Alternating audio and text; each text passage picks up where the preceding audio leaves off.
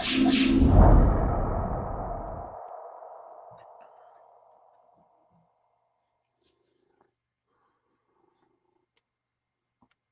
evening and welcome back to the Not So Perfect Bigfoot Show. I'm glad everybody could join in. Tonight we are with Don from Maine. Don has had a lot of activity on his property. He's had some really unusual things that happen, and I think you'll find it interesting. I have known Don for quite a while, and Don is actually good people, and you'll probably be seeing a lot of him on the show. Before we start, I want to say hello to Sharon. Blue Eyed, Brian, and Leonard, and welcome everyone. And I'm glad you guys are here. Don, so you were on your property how long before you realized you had them? About 15 years. And most of those years I was out in the woods doing a lot of mushrooming, foraging out there. I love to explore the woods. And oh, go ahead. No, go ahead. I was going to say there was little things that would happen over the years that I thought was strange. Getting screamed at. I always blamed it on a cat. I saw one of these creatures running on the other side of a stone wall after I had shot a rifle, and it had a perfectly flat back. So I blew it off as a bear, and it had salt and pepper on its back. It was salt and pepper black and some white mixed in. But I always know that a bear has a rounded hump, and it just didn't run like what I saw. And I didn't know what to make of it then. And then finally someone mentioned to me that, you ever think you could have a Bigfoot there? And then all the pieces started like going, geez, you know what? And then I started making phone calls and contacting people. I contacted Will Jevning and started talking to him and asking him questions. Well, about a year later, he had given me a call to do. And he told me, don't do this alone. He said, make sure you're with somebody else when you do this call. And I did the call 3 days in a row. In the first 2 days, I had something following me, breaking, snapping branches. And then on the third day, I had no sound behind me. And I made it back to my house. And then when I came back outside, he was right there looking at me from the wood line, probably about 100 feet away. And that was the big black one. So that's when I knew that I had him for sure. You know, my dog got hogtied and put up in a tree, and a lot of strange things were happening around there. You said they got fed up with your dog because your dog liked to bark. Can you go into that? Yeah, it had started to rain out. I was probably about 10, 12 miles away. I was playing pool, and it started to rain. So I had a friend of mine give me a ride home real quick so I could put the dog in the house, because I knew she was outside barking. Whenever it rained, she would bark. And sometimes she would purposely wrap herself around a tree and just bark because she knew I would come and get her. Well, I wasn't there. I came home and I called for her for about 10 minutes. And then I noticed the runner cable was shaking and I couldn't see the end of the runner in the woods. So I go out into the woods and there she is. Her feet were probably about 8 feet up in the air. And she was just hanging there by all four legs. So there was no way I could get her down quick enough. So I ended up just taking the chainsaw out and I cut, I cut the trees down. She was like all tangled in. There was one big dead hemlock tree and there was about 4 or 5 small birch trees. So I just cut them all down and she came down with them. And I had to carry her into the house. And she was a big girl. She was 100, 110 pounds. She was shaking like a leaf. I brought her in and laid her down, and she didn't move all night. And then the next day, later on the next day, about 24 hours later, she started getting up, starting to walk on her leg, because she had, you could see the rings on her legs from the cables. That would cut her circulation, right? Yeah. And I don't think she was hanging there too long because it had just started raining where I was. So I don't know how long she was hanging there, but for her not to make a sound, she was frightened. Something scared her. And she would shake anytime she smelt these creatures. She would be in the house and she'd walk over to the door, sniff the door, and start shaking. So she Yes, knew sir. what they smelt like, you know. So they used to take her food all the time. So So you had two clans. This is the old clan that was at your house, right? yes, yeah. The they were more like interactive, I guess you'd say. Not really interactive, but if I'd leave something, they would leave something back, or they would always leave one of what I left, apples usually. But this clan here, I don't know if they've taken any apples. You know what they did one night is I went out and I didn't know where to leave apples for them. So I went way out in an area I know they hang out in, or one of them hangs out in anyway. And I brought apples out, I put them on a rock, and I had a walking stick with me. And I tapped on the rock with the walking stick just to get their attention, let them know I'm over here. And I just went tick, tick, tick, tick, tick, tick, tick, tick, tick, tick, tick. I did it a dozen times. The only reason I know that is during the recording, I also put a recorder up there. Later on that night, something came right down to that spot and went tick, tick, tick, tick, tick 12 times, the exact number of times that I Wow. did. Yeah, for them, the way their brain works is crazy. It's highly intelligent, but their processing and how they can remember things like to mimic is it's incredible. But for them to like I couldn't have counted how many times I hit the stick on the rock. Nobody around me would have known if somebody was there because I didn't say, "Hey, count this." I just went to get, and man, they got it right on the money. So that was the new group. They did not touch the apples. They just came down and went tick tick tick tick tick. Now they what another thing they've done with mushrooms is I'd find like an area of mushrooms, porcinis especially, and I'll clean off. If there's 20 of them there, I'll clean off 5 of them. I'll pull needles off them and I'll let them get a little bit bigger. I'll come back the next day and every single mushroom that I cleaned off is gone. And all the other ones are still there. And I always thought it was deer, like smelling my scent on the mushroom and getting rid of it. And ever since that first time that happened, probably around 2010, 2012, somewhere around there, that's when that happened. Every year I'd go to this another mushroom spot of sweet tooth mushroom, they call it. And I would always take a couple. I would never take all of them. But after I would take a few mushrooms, they would take the biggest mushroom in the group and bite into it and leave it right there because Oh, they knew I'd be back. Or I don't know. They would always do that, leave me a sign that they were there, and they tend to bite things a lot. The bones that they leave for me, they bite the bones. Even when they made the trail of bones to my recorder, one of the bones always had a bite in it.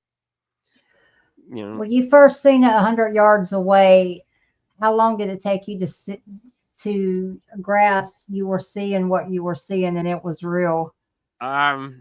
as soon as he opened his eyes, I was looking at him and I could clearly see his head right up to about his mouth, right at the top of the mouth. But then I could see the body and I couldn't really see the full legs. Lower torso, I could see, and I don't remember seeing the legs.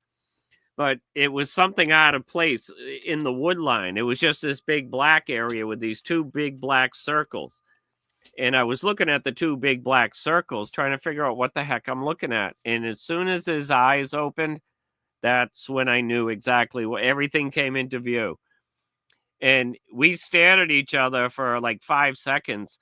And then he started like, lowering his brow. And I went, uh-oh. So I looked directly down and then I looked back up and he was gone. And I didn't hear him right away, but I heard him up on the hill breaking branches as he was running. So I What did went right.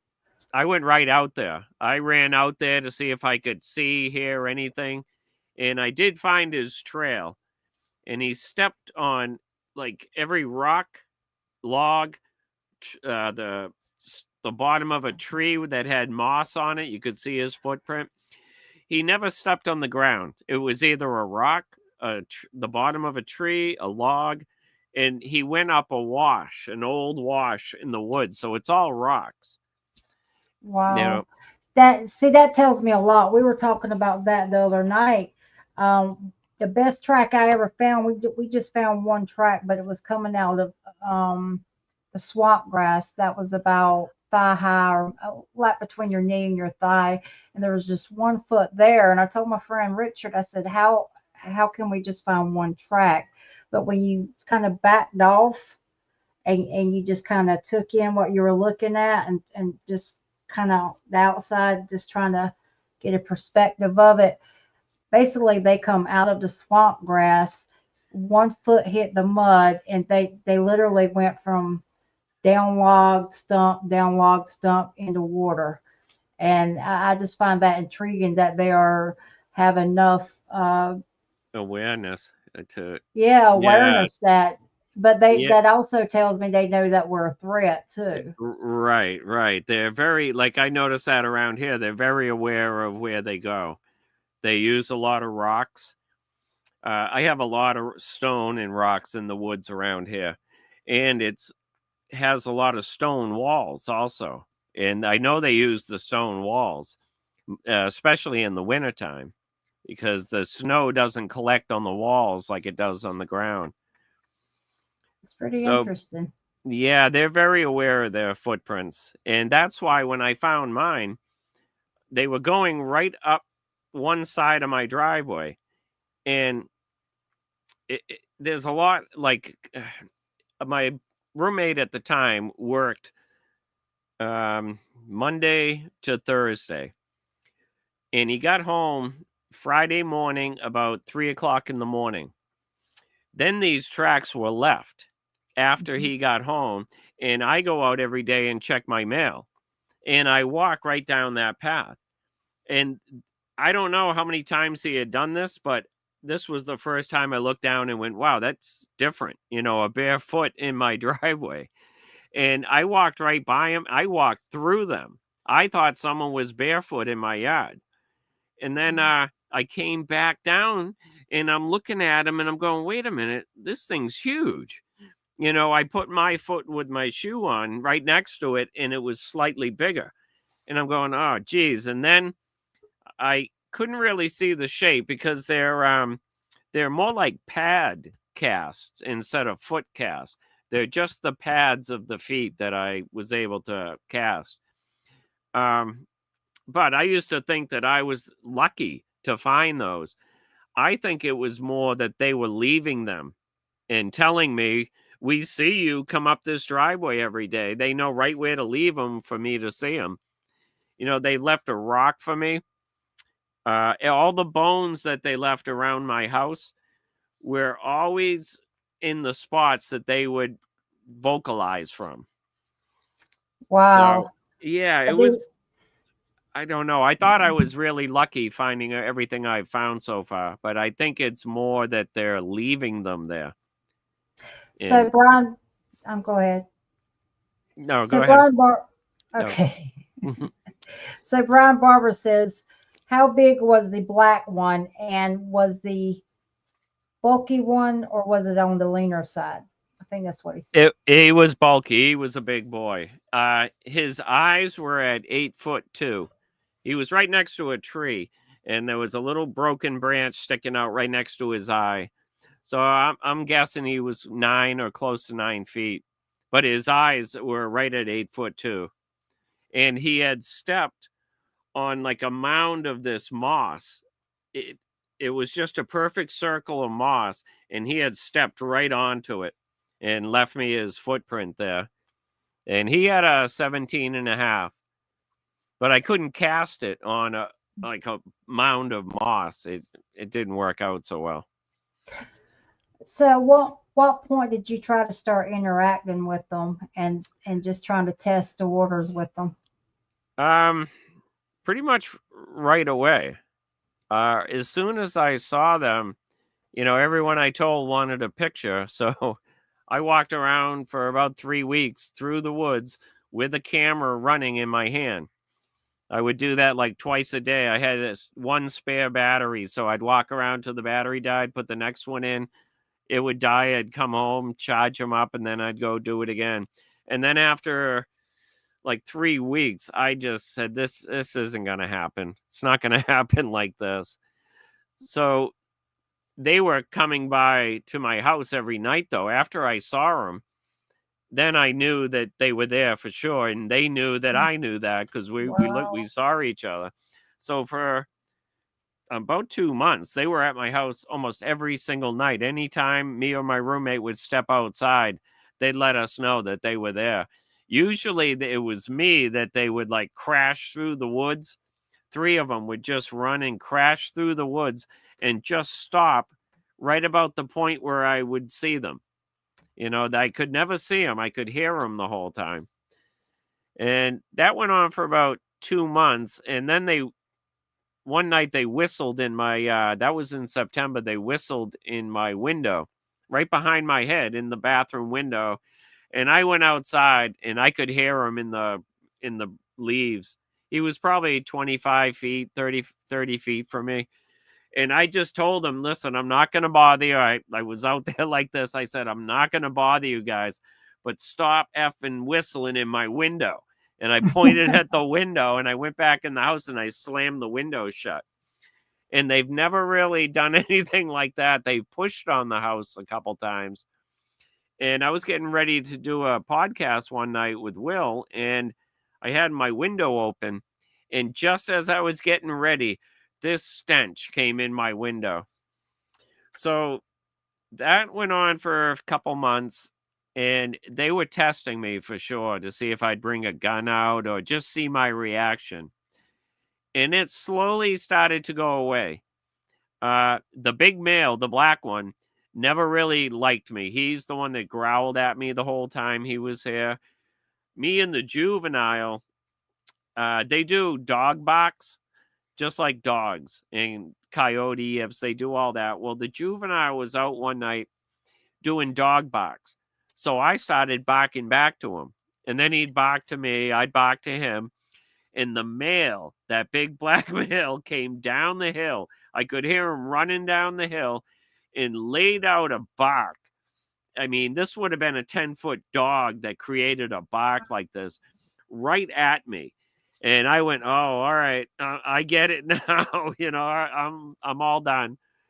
And what was weird is my recorder was out that night about 80 to 100 feet to the right of the creature, and it barely picked it up.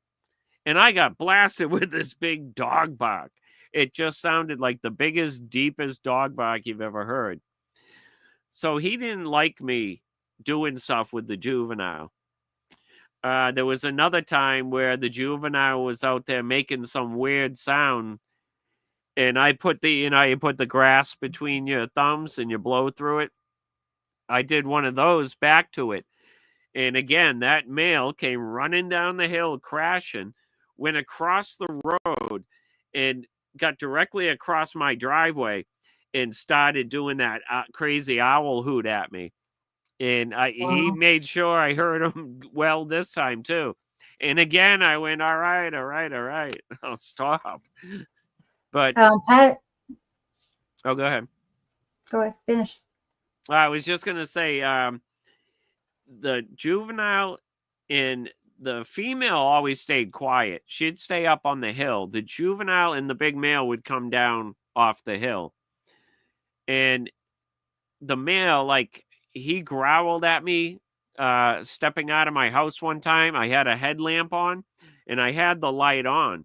I stepped out and I got growled at right from my left. So I just clicked the light off and went and did my thing because I know they don't like flashlights at all. Patrick Noble, sweet Patrick, he says, you're in Maine, the state of Maine. He wants to know if deer is the main source of food for them in your area. It's hard to tell because what I find they do up here is after they kill the deer, they bury the bones. But they eat everything. I'd say deer are probably their main source, but I know they attack raccoons, mice. There's so many mice up here in the woods. There's rats up here. There's all kinds of squirrels, sugar gliders. Yeah, we got gray squirrel, red squirrel, and they'll go after coyotes, I'm sure. Um, I think I talked last week about not a lot of people up here lose pets. The only thing that goes missing up here is chickens. And something I just realized today, going over my notes, all the chickens get taken in the wintertime, which Wow. is strange. I It's guess easy food, I guess. Yeah, that would make sense. It would be a easier food source. Yeah. I know they eat raspberry leaves. Thank you, Um, David. yeah, they left me a Raspberry leaves. yeah, they left me a ball of them one time with a bone. Actually, my roommate went outside to go to the bathroom, and when he turned around to come back, the creature was in the woods and it just stood up and walked to the side. So the next morning, I went out to where he was, and on a rock was a ball of raspberry leaves and a deer bone that was gnawed on. And Now, inside the deer bone, there was a ring of bark. Like the inside of a deer bone is not smooth, hollow, it's like a fibrous network in there. And something had jammed a stick into the deer bone, and when they pulled it out, they left a ring of bark in there. So I know that whatever not on that bone, use that to push the marrow out. So now when you say your roommate went outside to use the bathroom, you live off the grid, right? yeah, no, I'm just in the woods. I'm kind of griddish. Kind of, What's yeah, off the kind of. grid? I have electricity. Is that what you mean? Okay, I'm in a town of about 1,000 people, so it's okay, small. There's lots of woods, and I can see a neighbor's house, so I'm not that far. okay. So let's get into something. You actually, people joke about the Men in Black. You actually got a visit. You want to go into what led up to that and how your town reacted towards you? Because Uh, it's kind of sketchy. yeah, I don't know. I mean, they weren't really in black. I knew what department they were with. I'll just kind of keep that quiet. They didn't like it when I talked about it last time. You know what? Just for the sake of whatever, just say the trash man came, and we'll just leave it there. Right. All right. The whole story, how it started? Yeah, just The yeah, how site. you Okay. deciding and All right. Me and my same roommate, we love fishing. So there's a pond that we usually go to go fishing.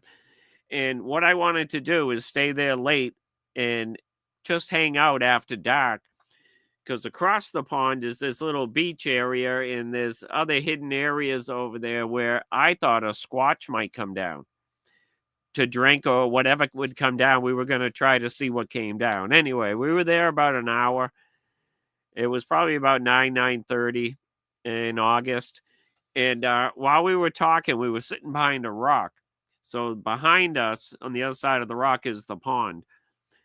And while we are talking, I can hear it's like a grunting sound, a continual grunting sound is what it sounded like, almost like a pig grunting.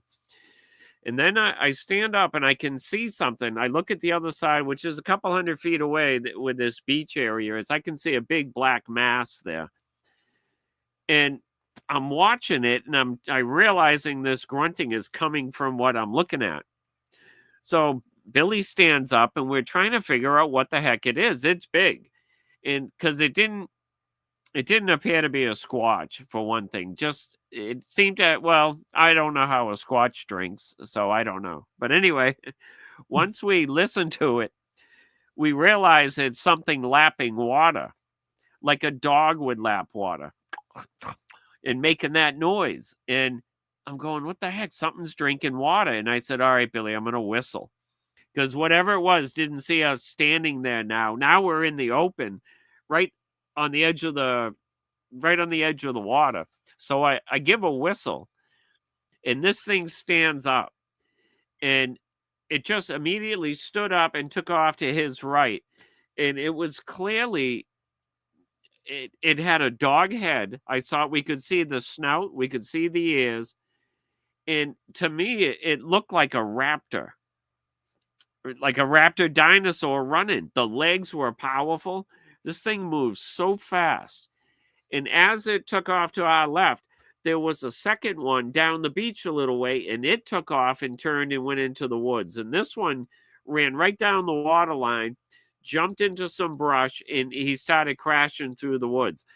So they're both going up the woods, probably 100 feet apart from each other.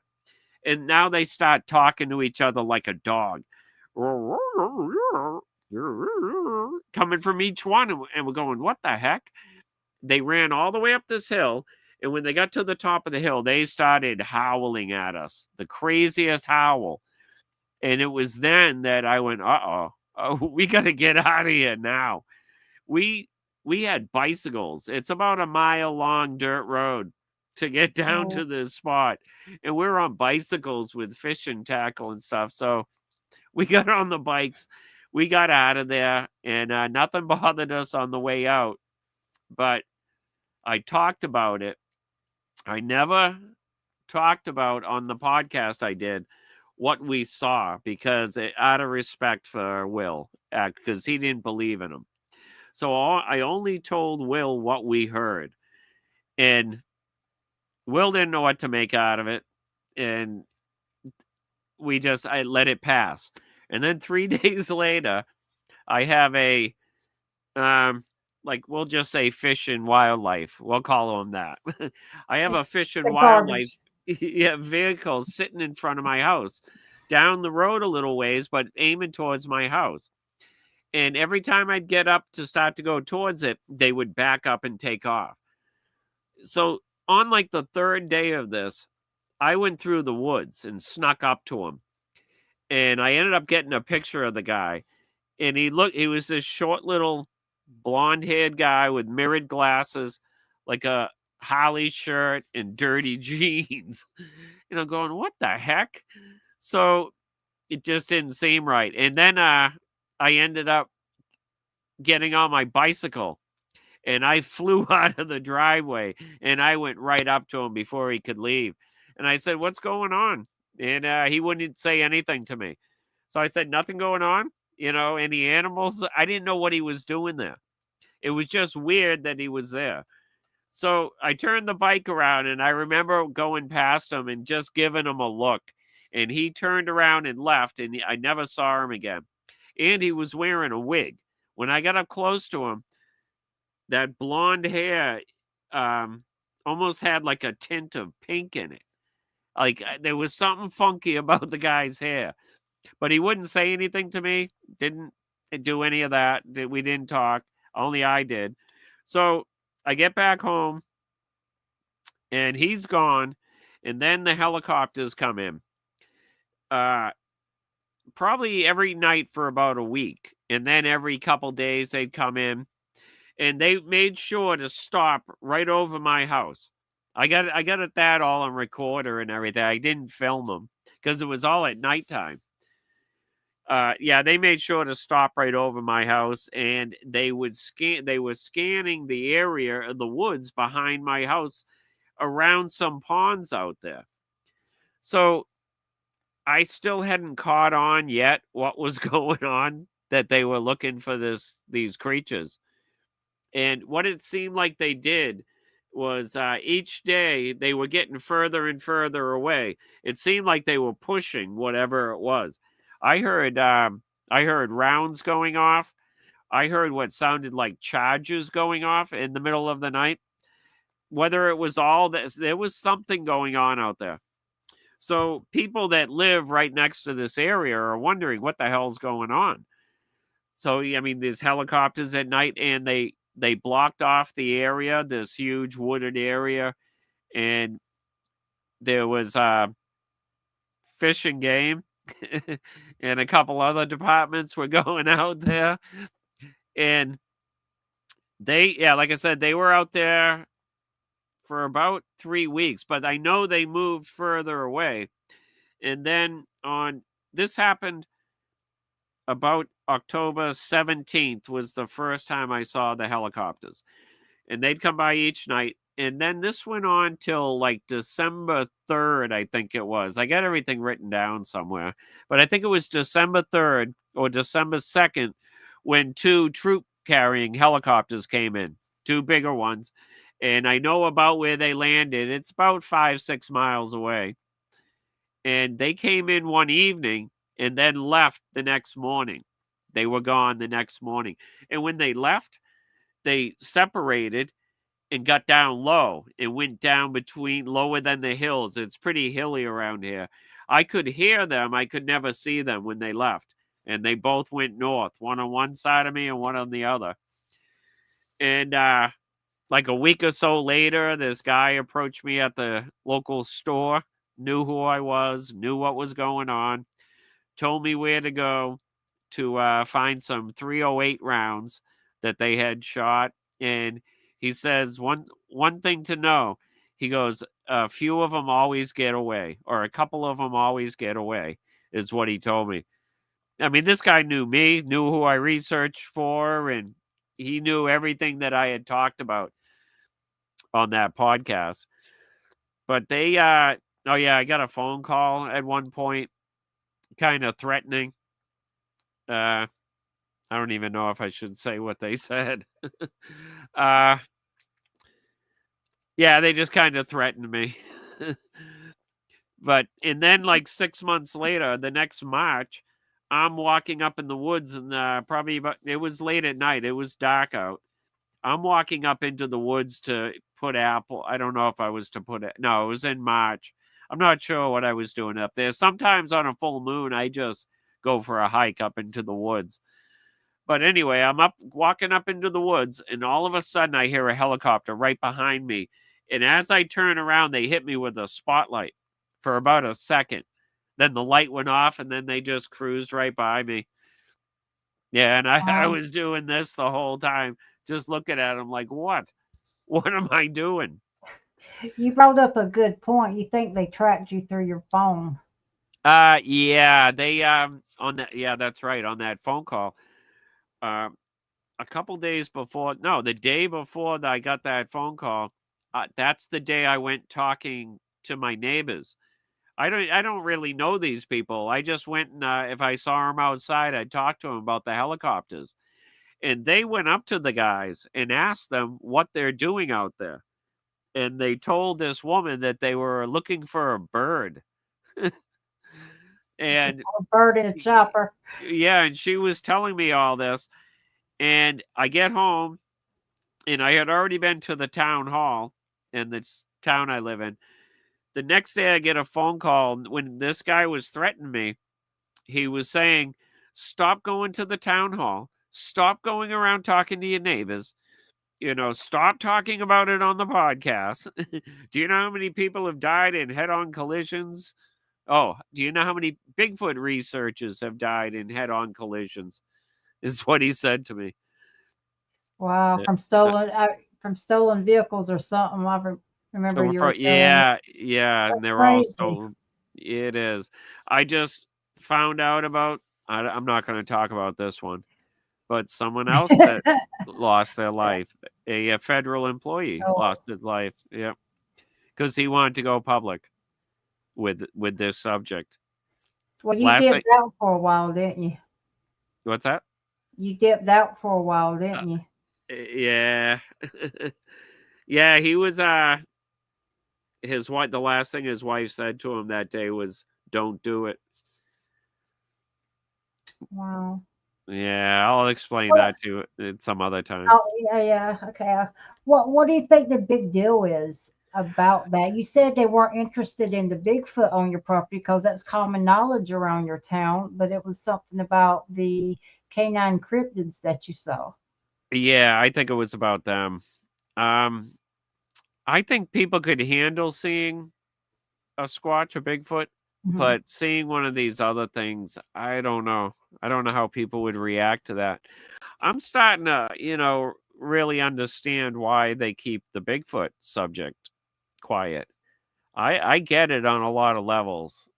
The more I see how people react, and around here, if they knew that they were in the woods, there would be hundreds of people in the woods with guns looking for them.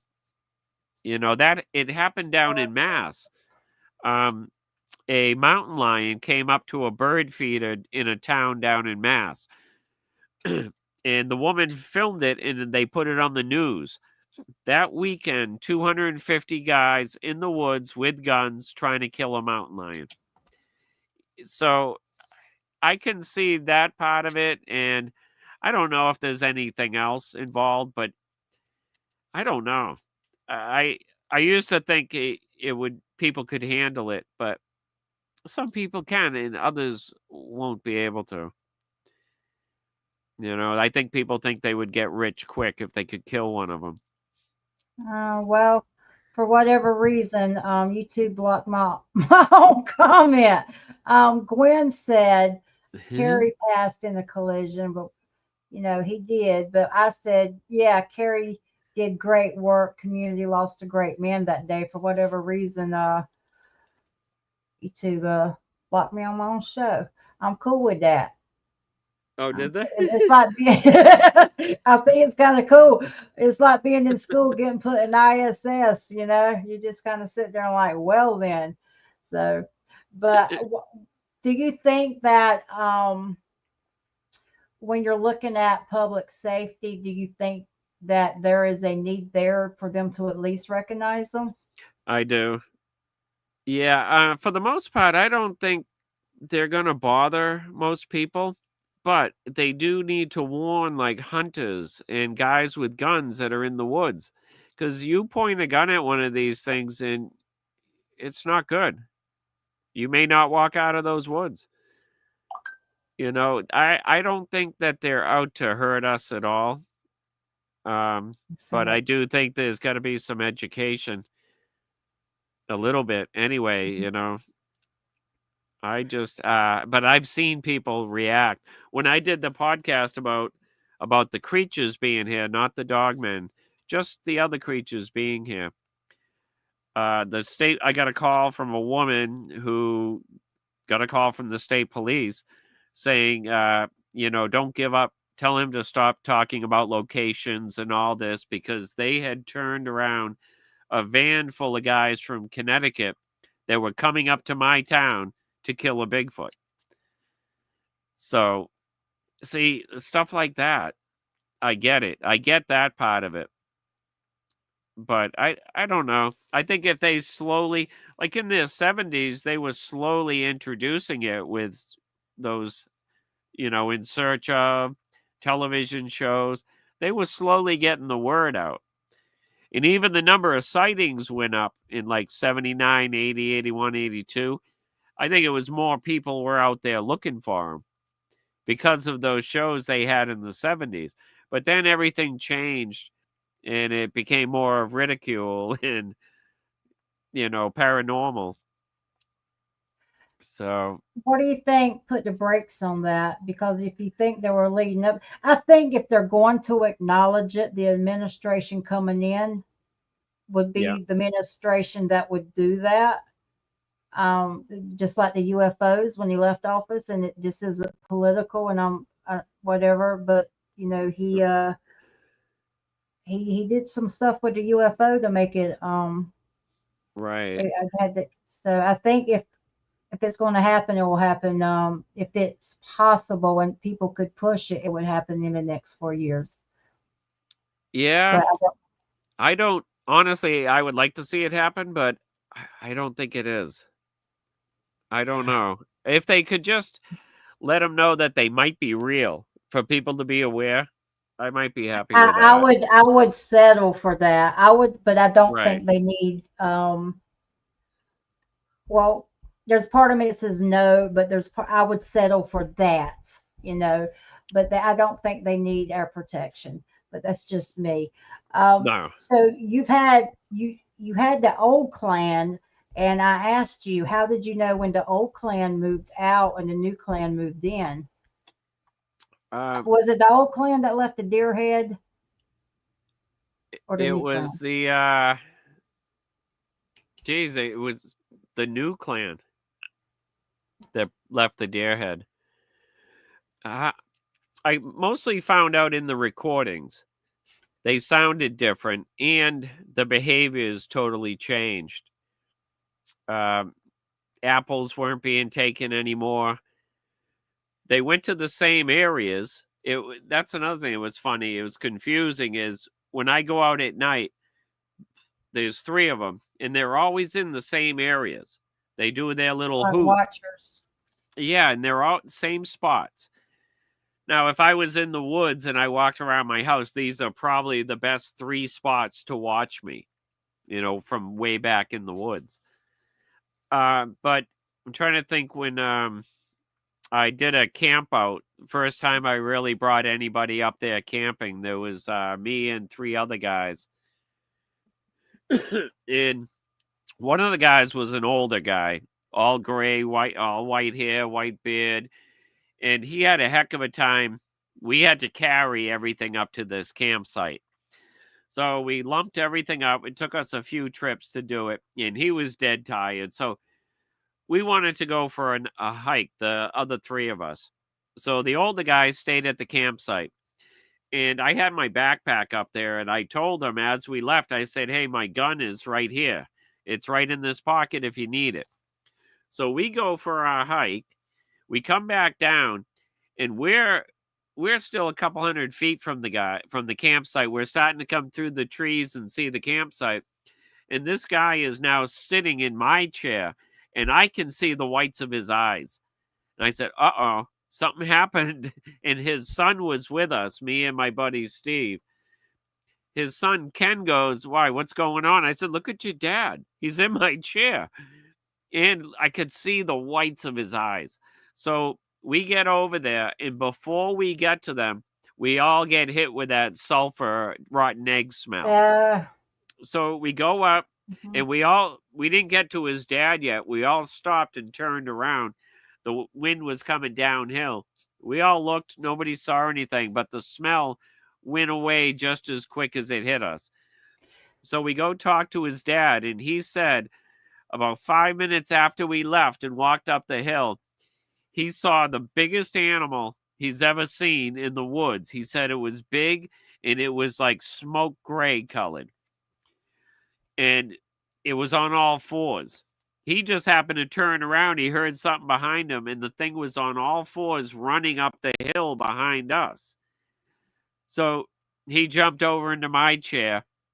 So right then I realized that was a big male, and it was gray. It wasn't the black one.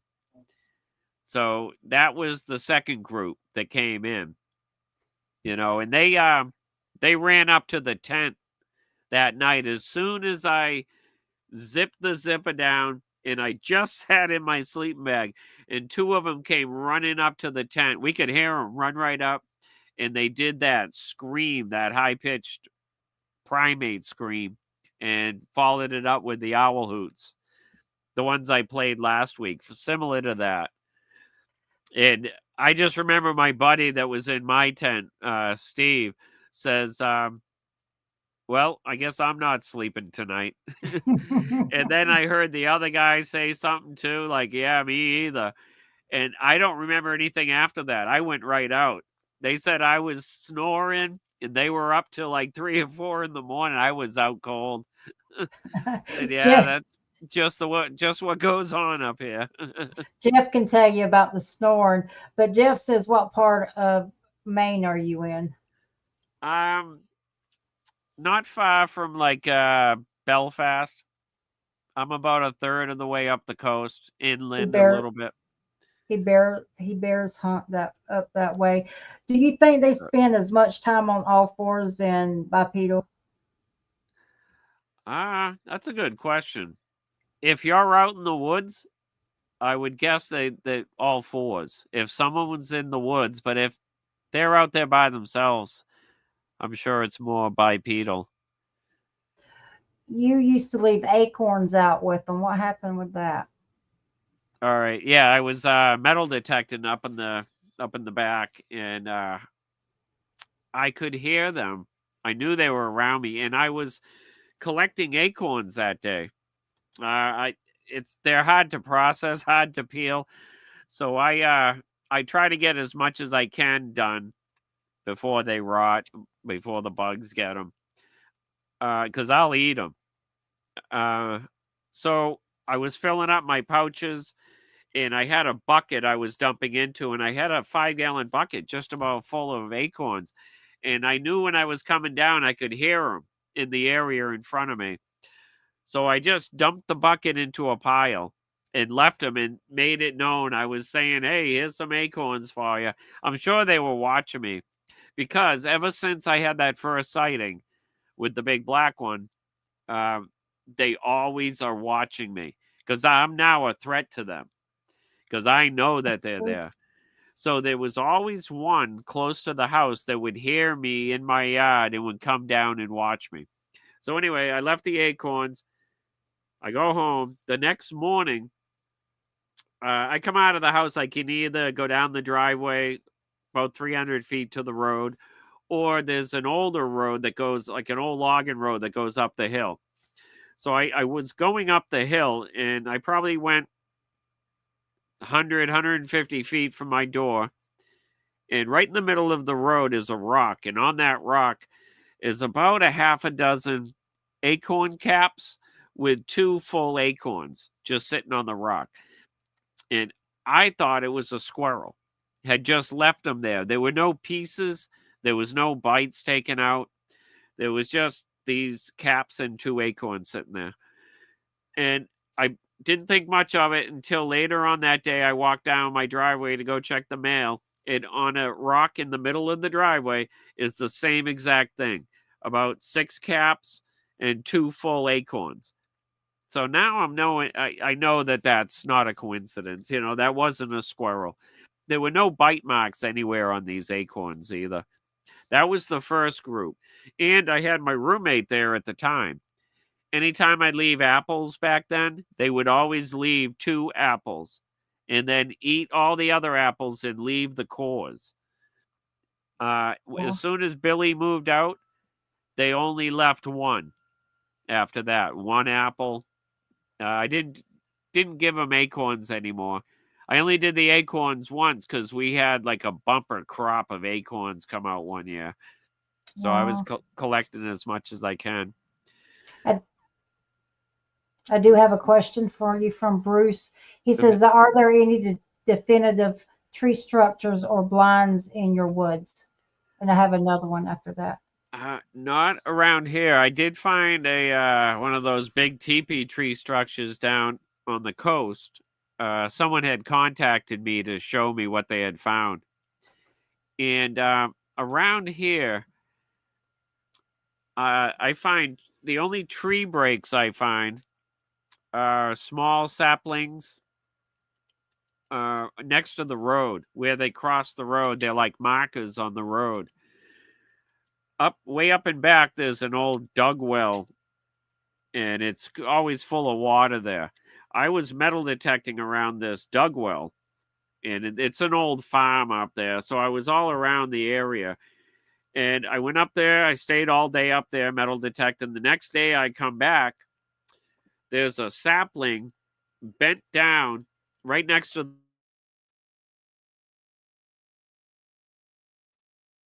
the base of that sapling is like a teepee, probably about 1.5 to 2 feet tall, with about, I don't know, maybe 20 sticks all around the base of the tree. And I know it wasn't there the day before. So I think it was their way of claiming the water. I don't know. I didn't understand why they did that. And then when I looked around the area, I found 2 more of those little teepees, not far away, but they were in a line. I don't know if that meant anything.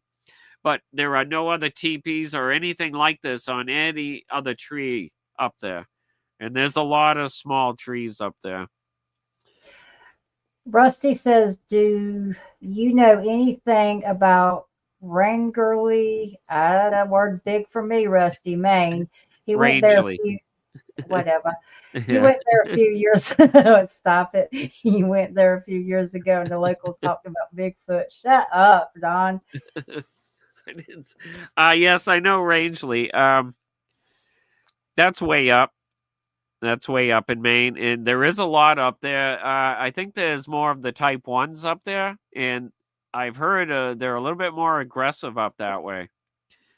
Right after the COVID, one of my a guy that got a hold of me, he lives a couple towns away.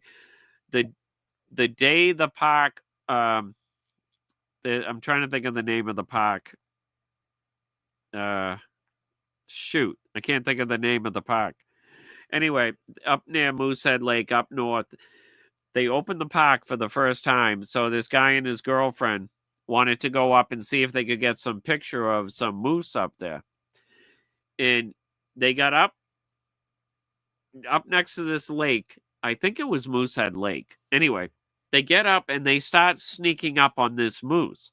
They're down low, they're on the shore, like going into the rocks and water, and all of a sudden a creature stands up in front of them, right Oh, between them and the moose. And they looked at it, and the thing, I think he said it was red. It got up, it growled at him and snarled at him and took off to their left, went into the woods. They freaked out, turned around to run back, and there's one standing right in the trail. So this guy takes out his gun and runs at it, screaming. And it went down into a little river, little runoff from the pond or something.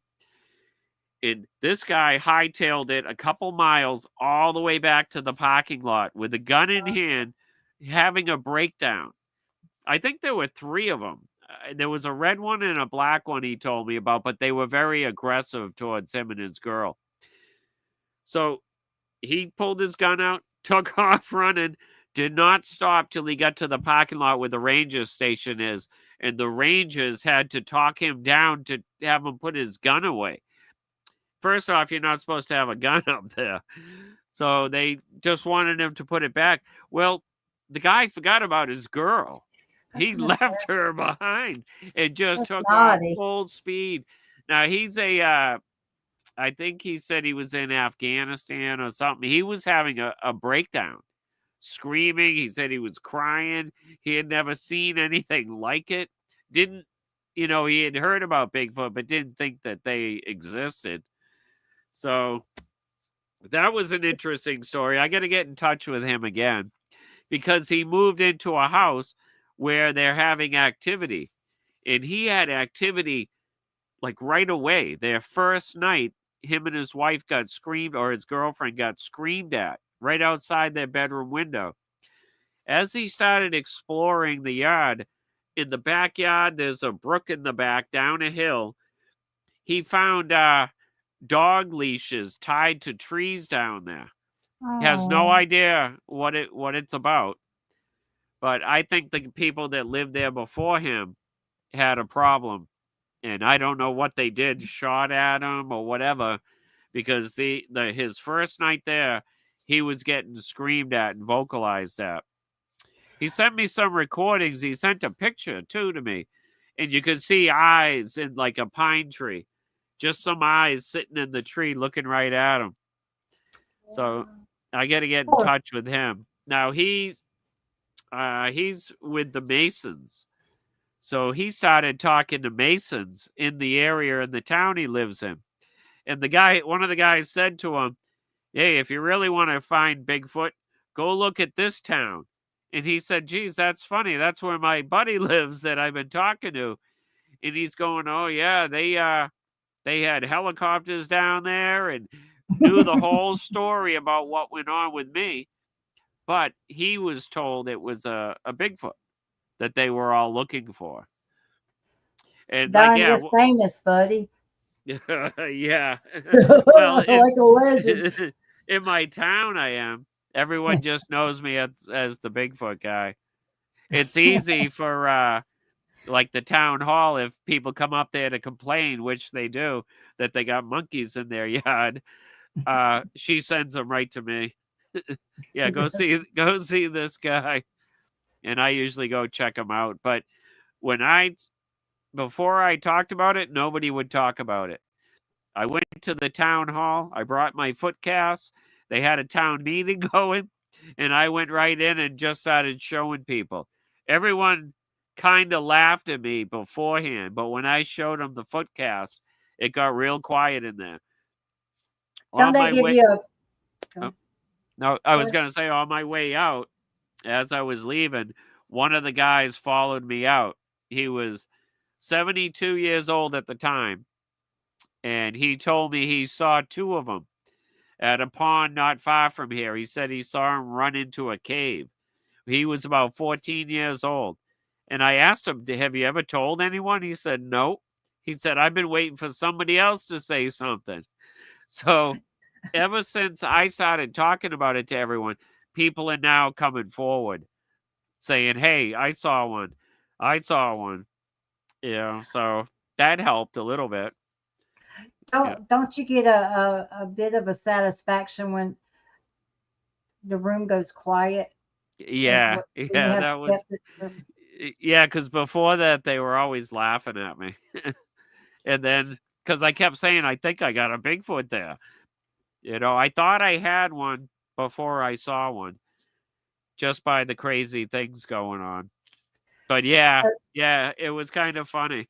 Now they send them my way. So I have two questions for you. Blue Eyed wants to know, any idea how many live in the group? Then I have a runner up here. Yep, 3 in the group. Okay, Both Lavani. both groups. The first group that was here had 3, and the second group that's here now has 3. Well, the way you were saying they position themselves in the same area, it is almost like a tactical, like it's premeditated tactical stance to just counter anything you do, which would be very Right. intelligent. That's Yeah, just my and pick. it's easy for them to get away if I went after one of them. They can disappear and go up a hill like the one across the street. It's swampy out there, and it's so thick out there. They could lose me in a second, You you could know. they you could get lost yourself in there if you make them mad I enough. yeah, I know the area is pretty good. And another thing, all those years before I even knew they were here, I was mushrooming, and there were 2 spots where I would always like turn my head and look, and I never went into these areas. Something didn't feel right in these areas, and I always thought it was a mountain lion. That was the fear. I could feel something in there, and I always blew it off as a mountain lion. When you get that sense about you, when you know something's not right in the environment, do you think you're going back to something that we have lost with all electronics and It, stuff, that sixth sense, I or do you think it's something about their energy? um, it could be. I thought about this. I don't know if they're hitting me with something or if it's that sixth sense, because I've gotten the same feeling before with a big cat out in Arizona, and I Mm. don't think a mountain lion has infrasound or anything. Yeah, that's something that has to go way back to feel up. I think it's their energy or just that sense of danger. It's Uh, weird. Levon says, Don, are there different colored Bigfoot in the clan? If so, do you feel like the reddish ones are more aggressive? Um, no. The black one around here was aggressive. The female was red, or the see, I don't know. I saw a red one, and I'm not sure if it was the female or if it was the juvenile, because it was about 7 feet tall, and it was built like a basketball player, and I only saw the back of it. It was in the area where the juvenile usually hung out, but I don't know if it was the juvenile or the female. Um, I couldn't get good foot casts from it. I couldn't find any like footprints from it. Yeah, that's a good question. I think that from the people I talk to around here, half of them see red ones, and the other half are dark brown to black. Has there been? Oh, Well, well, I great. almost hate to ask this. What? You there? Yep. Oh, go ahead. He said, "Oh, great." So I said, "What did I do this time?" Um, so I hate to really ask this, but have you guys had any more dogman sightings? Um, a year after I had that sighting, I was in the same area again fishing with my roommate, and he got up to leave and left me there. And for 2 hours, all I heard behind me was just tapping. Every time I turned around, it would stop. Tap, tap, tap. And I was just sitting on the edge of the water fishing after 2 hours, and it was moving behind me. It was to my right, it was directly behind me, and then it was to my left. So when it got to my left, like I said, after a couple hours, I took my phone out and I was taking pictures of the lake. And then I hit the selfie. I switched the camera around. And because I could hear it over my left shoulder, I took 3 quick pictures over my left shoulder in the direction. And I don't know, when you look at the pictures, there's only one thing that moves in there, and it looks like a dog. It's got bright eyes and it's got white on its throat, but it looks like a dog looking right at me. That's the only other thing that happened. I can't say for sure what it was or even if it is a dog in the picture. But I talked to two guys went hunting. I talked to one of these guys and he told me he was on the power lines. He was in a tree stand. His buddy was 100 yards down the power lines in another tree stand. And it was starting to get dark. And right before they were getting ready to leave, they heard something coming running through the woods. They could tell it was like a pack of something. And all of a sudden, all this guy could see was eyes from across the power lines looking right at him. And he said to me there was a bunch of wolves looking at him, and then 2 sets of eyes up in the air. And he thought it was a dogman type thing, and they started howling at him. And his buddy and him at the same time got down and started running to the cars, and they met at the car. But he seems to think there was a dogman, 2 of them there, 2 big wolves. He either said the wolves were standing on their hind legs, or it was 2 of those dogman creatures, because he started researching it right after that. And then I looked online of any sightings in this area in a couple towns in the other direction from me. Some guy was out on a hike and saw one running through the woods. He could only see the head and shoulders of it, but he said it was a dog werewolf looking thing. So I'm right in the middle of those 2 sightings too. So the head and shoulders, to me, that's what I concentrated on. That's where the danger is at. That the mouth, and a lot of people don't kind of grasp that. The were they typical like you would see on a normal thumbnail, or were they kind of downsized like the one I saw? They weren't like the one I saw at the pond was not like the one you saw. It Mm-hmm. When it ran, I think it had a tail too. But when it ran, it had massive back legs, and it kept its arms like right in front of it. It was weird. It looked like a raptor to me. The way it moved, and it was very strange. That guy said he just saw the eyes up in the air. He didn't know if it was a wolf, like I said, a wolf on its hind legs or 2 of these dog creatures. But when they were running through the woods, he could feel the ground shaking. The thumps in the ground. So he thought 1 or 2 of them were heavy, very big and heavy. Oh, that's pretty incredible.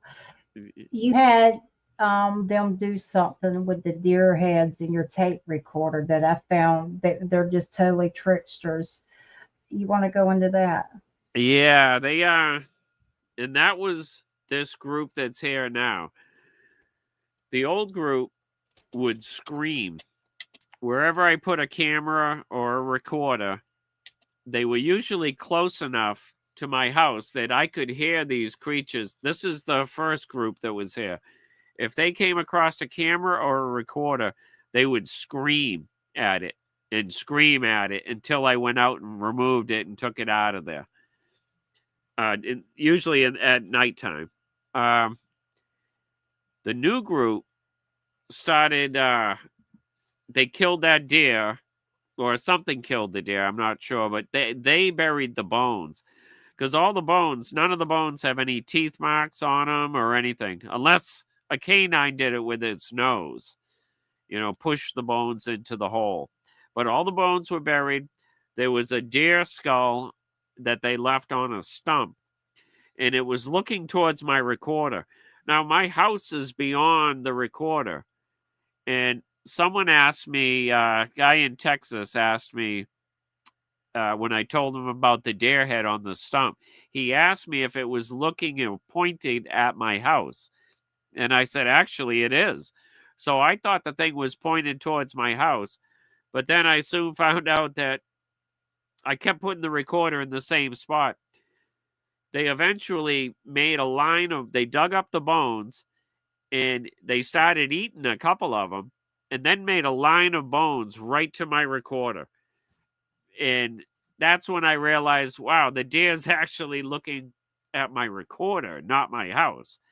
So I moved the recorder, not far, 25 feet, and they moved the skull to a rock and made another line of bones right to the recorder. Not consecutive days, probably months apart. They did that. They throw stuff at the recorder. The other creatures, I would talk into the recorder, show them, talk into this, make some vocals, do whatever it takes to get so I can record something. But this group doesn't want that recorder out there at all. I don't know if it knows what it is, so I can't put the recorder in the woods anymore. The other group actually buried my recorder a couple times. So this group, though, they don't want the recorder out there. And they use bones a lot, too. Not sure about the bone thing. I don't hear a lot of that in encounters with these creatures. When I first saw them, I first saw that black one, a circle of bones showed up around my house. And I didn't find them all at once. I found one. That one was the one with the raspberry leaves. Then I found another one in the next spring. I found two more. Then I started to realize they put a circle around my house. So that's wicked. Yeah, see, I that doesn't sound like a friendly greeting, No. I got a little weirded out by that. And then now this group uses bones to put from a deer skull to my recorder. Yeah, it's hard to figure out what they mean or what they're doing. But one thing I realized is, I realized this last year. I have a bone, a whale bone, up on my house. Right in the front of the house, I have a huge whale rib bone up there. And I'm going, I wonder if that has anything to do with it. I'm like the bone collector. Yeah. I think so. They might relate the bone on your dwelling there, sir, and relate that to you. I bet you LaVon has bet you she's eating that up. She would probably piece that together and give a good opinion on that. That's my go-to. Yeah, I'm not sure. I realized it was up there. And I said, wow, there's a rib bone. And one of the lines of bones they made to my recorder was like a shoulder blade, and the rest were all rib bones. LaVon's all over it. She said maybe they're letting you know they want some homework. Yeah. I love her. I want to go back to Leanne.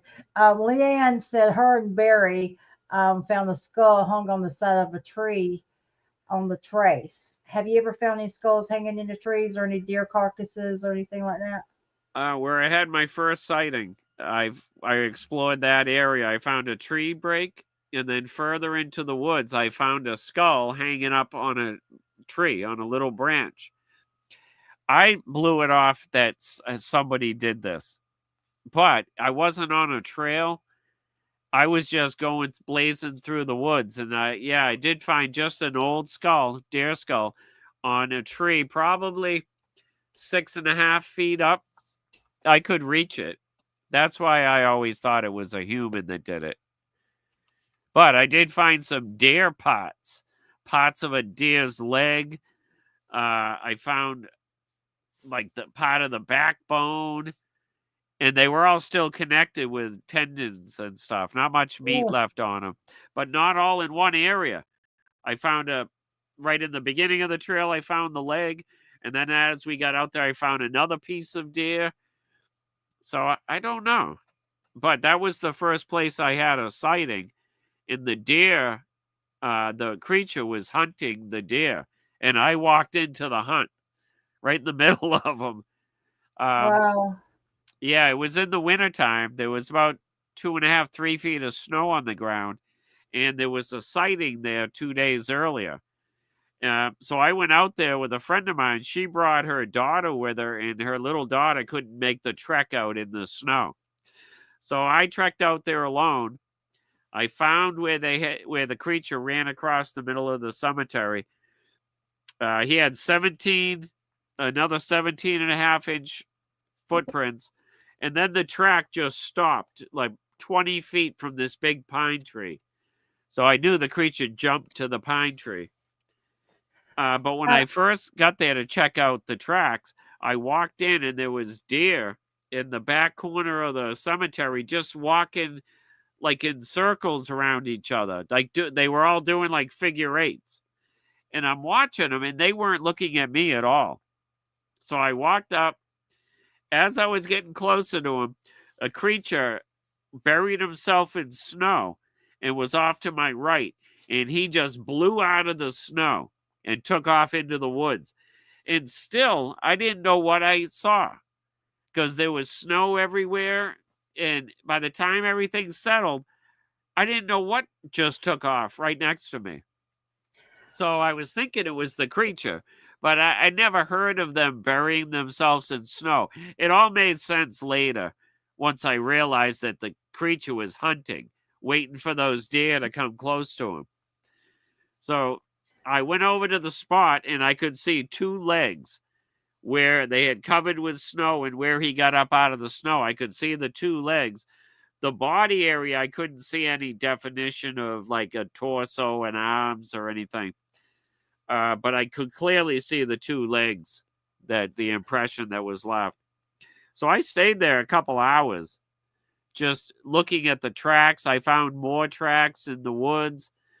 It was the day the Patriots won the Super Bowl when Malcolm Butler intercepted the ball from the Seahawks.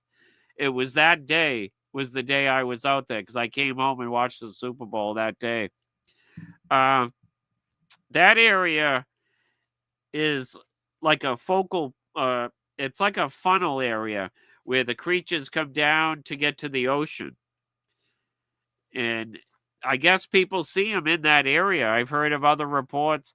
I even gave the police department in that town, I gave them my name and number. You know, they laughed at me too. But so many reports come out of that town. It's crazy. they A don't lot of, laugh anymore, do they? yeah, they still do.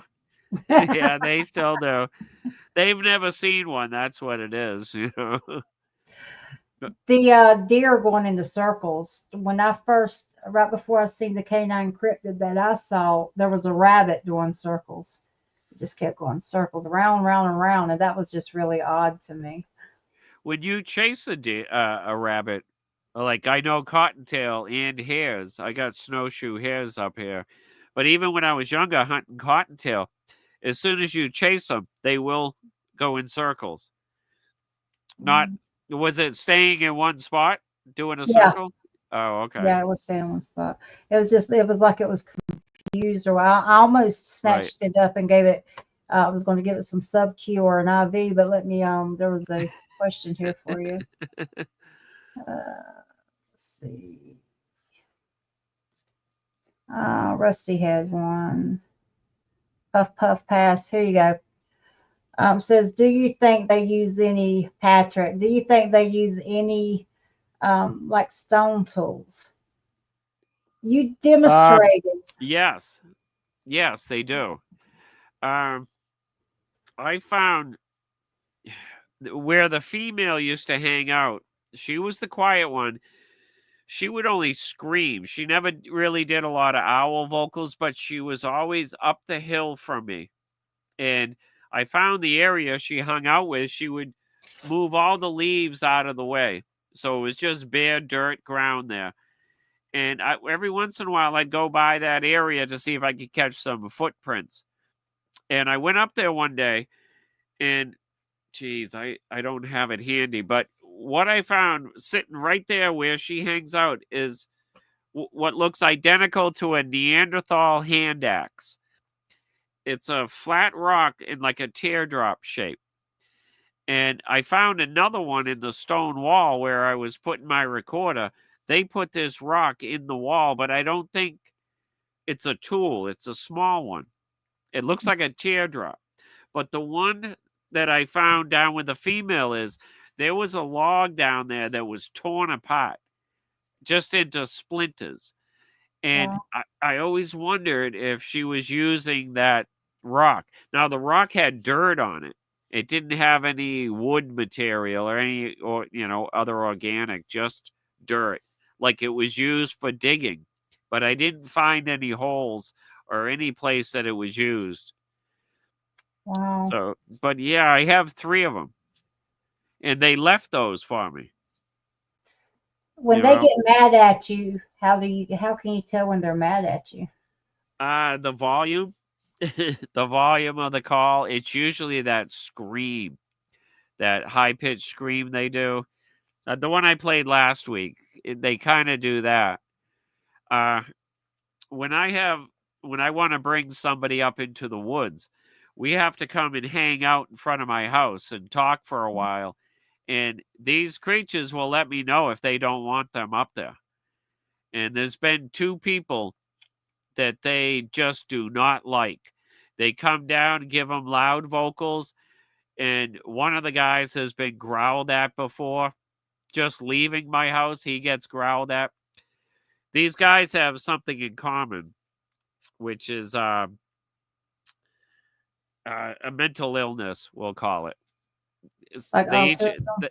yeah, one's paranoid schizophrenic, and the other one has something, I don't know what it is, but there's something there. But they're very loud when they talk, and that could be part of it too.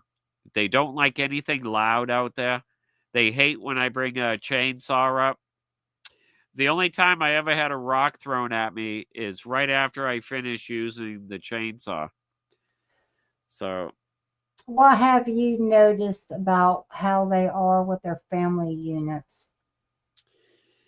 uh, the only time that I ever hear them together Mhm. is we've been having a drought up here over the past 10 years. And every once in a while, I think they moved another family group through this area to get to the water. Uh, that's the only time I ever hear them together. I don't know why I've heard as many as 7 here at one time. And I know it's another group coming into the area with the group that's here. And I think it's the job of the group that's here to keep an eye on me while the rest of the family comes and goes. Because I'll step outside and get screamed at or hooted at, and then another one, and then another one. I had 7 here one night. And the only thing I could think of is they're coming through this area to get to the water. That would You make know? sense. So, what we know they're tricksters, and we know that Yeah. they watch you. What do you think they are? I mean, are you on the fence, or well, let's say this: what kind of high strangeness have you had around them? um. Uh. Other than them blurring out of vision, uh, I think they're just flesh and blood myself. What they are, I guess they're just an ancient hominid, primate. That's what I think they are. I think we may have found their fossils. You never know. Um, I can definitely tell they've been around though for a long time, a lot longer than we've been here. I think. What do you think Maine is such a hot spot? Is it the food supply or the environment, or is it because it's so many woods around? Or Yeah, I think it's lots of woods. Even all the way down into Mass. You get in eastern Massachusetts, and there's a lot of swamp down there. So, like, if you have a drone and you go up over the trees, all you see is forest. You don't see houses everywhere, and that's why they can hide so well down there. In those swamps. But I have found them all the way up the coast, from Rhode Island all the way up to where I am, and they hide in these areas. It's only one creature usually that needs to hide himself. I never really have found any evidence of the family being together. That's no, that's what I was going to say before. I have never found any evidence. They're always one here, one definitely. there, one over here, and I don't know if they hunt as a unit. I think that there's plenty of food out there, so I'm sure they do take a deer every once in a while, but there's plenty of other food. Raccoons, there's porcupines. There's a lot of little critters around here. Chris, Mice seems to be something they love to eat, though. and so they take a lot of mice. Yeah.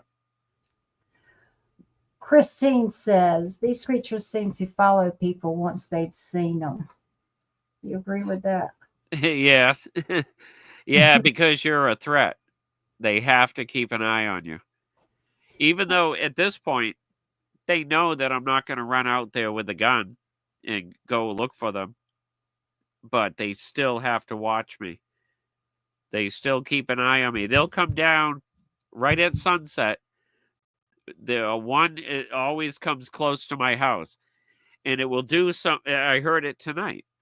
It'll do a hoot, a single hoot in the woods, and I usually respond. If I don't respond, he comes down closer and looks through at my house, trying to get a glimpse of me through the windows. If he doesn't see me, he gets a little closer and he'll vocalize until I step outside. And then it all stops because he knows where I am now. One moment. Kimmy F and Sunshine. Good to see you, sweetheart. Much love. She finally called. Say hey to Kimmy, Don. Say hey to Kimmy. We are glad she's here. Do you say Hi, hey? Kimmy. All right, we can go on now. Do you think that they need to know that you're inside of your house so they can be free to do what they're doing out there? Do you think that's what that is? I think it's just about knowing where I am before they start moving around at night because I could be out in the woods somewhere waiting for them because I know that they're there. They know I know. But um, this happens often. They'll come down and give one vocal, one hoot. Um, they do coyotes sometimes, but I always respond when I hear that. So if they hoot at me, I hoot back. If they howl at me, I'll howl back. And then that's You it. You don't hear anything else ever. They just know where I am so they can go do their thing now. I think that's why they call out to you and wait for you to call back to make sure you're in there. Now you put Right. your foot down with them about your cat. I You just did. pretty much tell them the way it was, right? Let's. Yeah, yeah. When they're close by at night, I let them know, leave the cat alone. Leave them, and I point right at the cat, and I get loud with them. But whether that does anything or not, but I've never lost a cat, so not Do to you them guys? anyway. Yeah. Do you guys have any questions? If you do, just throw them up there. Don, what is the most unusual behavior you can attribute to them? Give you the screen. Ah, Ah, yeah. Um, I don't know. The unusual. I well, catching the little juvenile that's here now. I caught him sneaking up to me. He was on oh, all fours behind that rock, and I saw his eyes. I just saw two black eyes, and I had just put the windsock on the recorder. So I was squatting down. I put the windsock on, and I look uphill, and right on the top of this rock, I see two black eyes looking right at me. So I looked extra hard at the spot, and I saw the juvenile turn around on all fours and run up that old fire road. So I got up to follow him, and I got blasted from my left by the adult male and probably the adult female. There were two of them right there on my left. So the only other behavior unusual is when they hit me with vocals. They hit me with some crazy vocals sometimes. They hit me with a meow that knocked me sideways. Uh, I was standing outside, my cat curled up between my feet, and I was just stargazing, looking up at the sky. And I look down, my cat is gone. So I look to my right, and as I come back to my left, I got hit with a meow on the side of my head. And it didn't hit me in the air, it hit me like right in the temple. Um, but one thing about that though, the how quick that the creature knew to hit me with a meow. Because I looked down and saw my cat gone. He knew I was looking for my cat when I looked to the right, and then I came to look at my left. He already had processed what I was doing and hit me with a meow. And it probably took less than a second for me to notice the cat gone, look to the right, and then go to look to my left, and he hit me before I got to the left. you think But they their can direct? process, what's that? Go ahead. I was going to say their process, the way their brain works is, it's amazing. You said you believe that they can direct their vocals to particular areas. Yeah, I think they can focus them like I don't know if it's like a beam, but I've gotten blasted with their vocals before, usually owls. And right to my left is the recorder. And when they hit me with these vocals, they're loud. But when I go to listen to the recorder, they're not that loud. It sounds like they're off in the woods somewhere. Yeah, it's very strange how they can like focus their vocals. Well, okay, so let's be fair.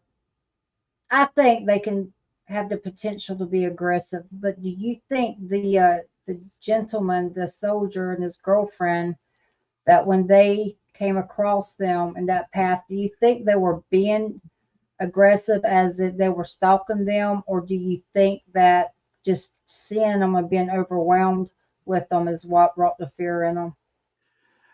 Um, yeah, I think they were aggressive because they were sneaking up on the moose while the creatures were sneaking up on the moose. And they got caught. The creatures did. They didn't know they were caught until they stood up. But um, Sorry, what was the question about them? About how they freaked out? Or do you think the fear was from them actually seeing them, or do you think there was actually aggression there, or they were being It territorial? was. I think it was a little bit of both. They had never seen one before. Uh, Hmm. he didn't know what the heck it was. She handled it a lot better than he did. He Well, he really, left her behind. He yeah, lost man points for that, bro. I'm sorry. yeah, yeah. He's not too proud of that moment, but he had a PTSD moment or something. He really lost it. They called an ambulance for him, and he had to calm down. He didn't want to let go of his gun. All he kept saying was monsters. There's monsters chasing us. And they're all looking up Yeah. the trail going, "Where's your girlfriend?" And Oh she was man. still coming down. Yeah, it was a ways up there. It was a So mile or he two. got triggered with his background and everything that he survived. He got triggered pretty bad. He did. Yeah, he had a little breakdown. And then he moves into a house where they're screaming at him. So he's So, kind of accepted it now. He's already he's already got the door prize, bro. He's got the door yeah, prize. yeah, we talked quite a bit when it happened. I'm not sure how I forget how he got in touch with me, but email or something. And we talked for a few months. I was telling him what to do to put more lights up. And he did. He put more lights around the house. And I told him, whatever you do. Now, for the first few nights, he was running out there with a gun. And I'm going, man, Yes. you can't do that. Don't do that. But he was terrified of them. The girl, like I said, handled it a lot better, the whole thing. How's he dealing with it now? I haven't talked to him in a few months, but when I stopped talking to him, he was getting over it. He realized he doesn't go out with a gun anymore. Uh, he didn't think that they were that intelligent to understand what a gun was and all that. And I said, oh, no. And then we realized that whoever lived there before in that house probably shot at these things or did something.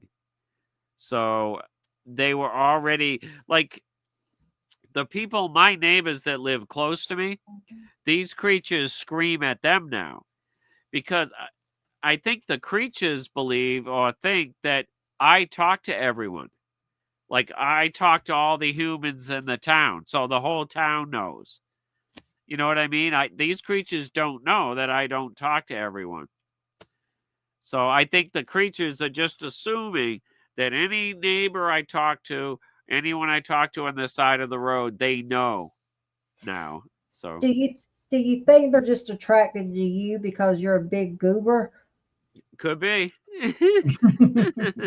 Well, I think a lot of it had to do with the mushrooming, going out collecting the mushroom because I was going into these dark, wet areas where they like to hide. And I know I came across a bedding area or two. Mhm. There's some really thick sphagnum moss up here.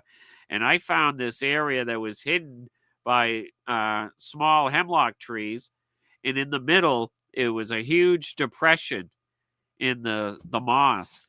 And I got a weird feeling there too. So, Williams no, Williams go ahead. says they think it's all Don's fault. Yeah, Yeah. Don's a troublemaker. I could smell that trouble from here. Have you ever got the local law? Look at you giggling like I must be getting tired because you're starting to get funny now. Has law enforcement in the area ever gotten reports of people being attacked by them? Not for. I know in the 50s.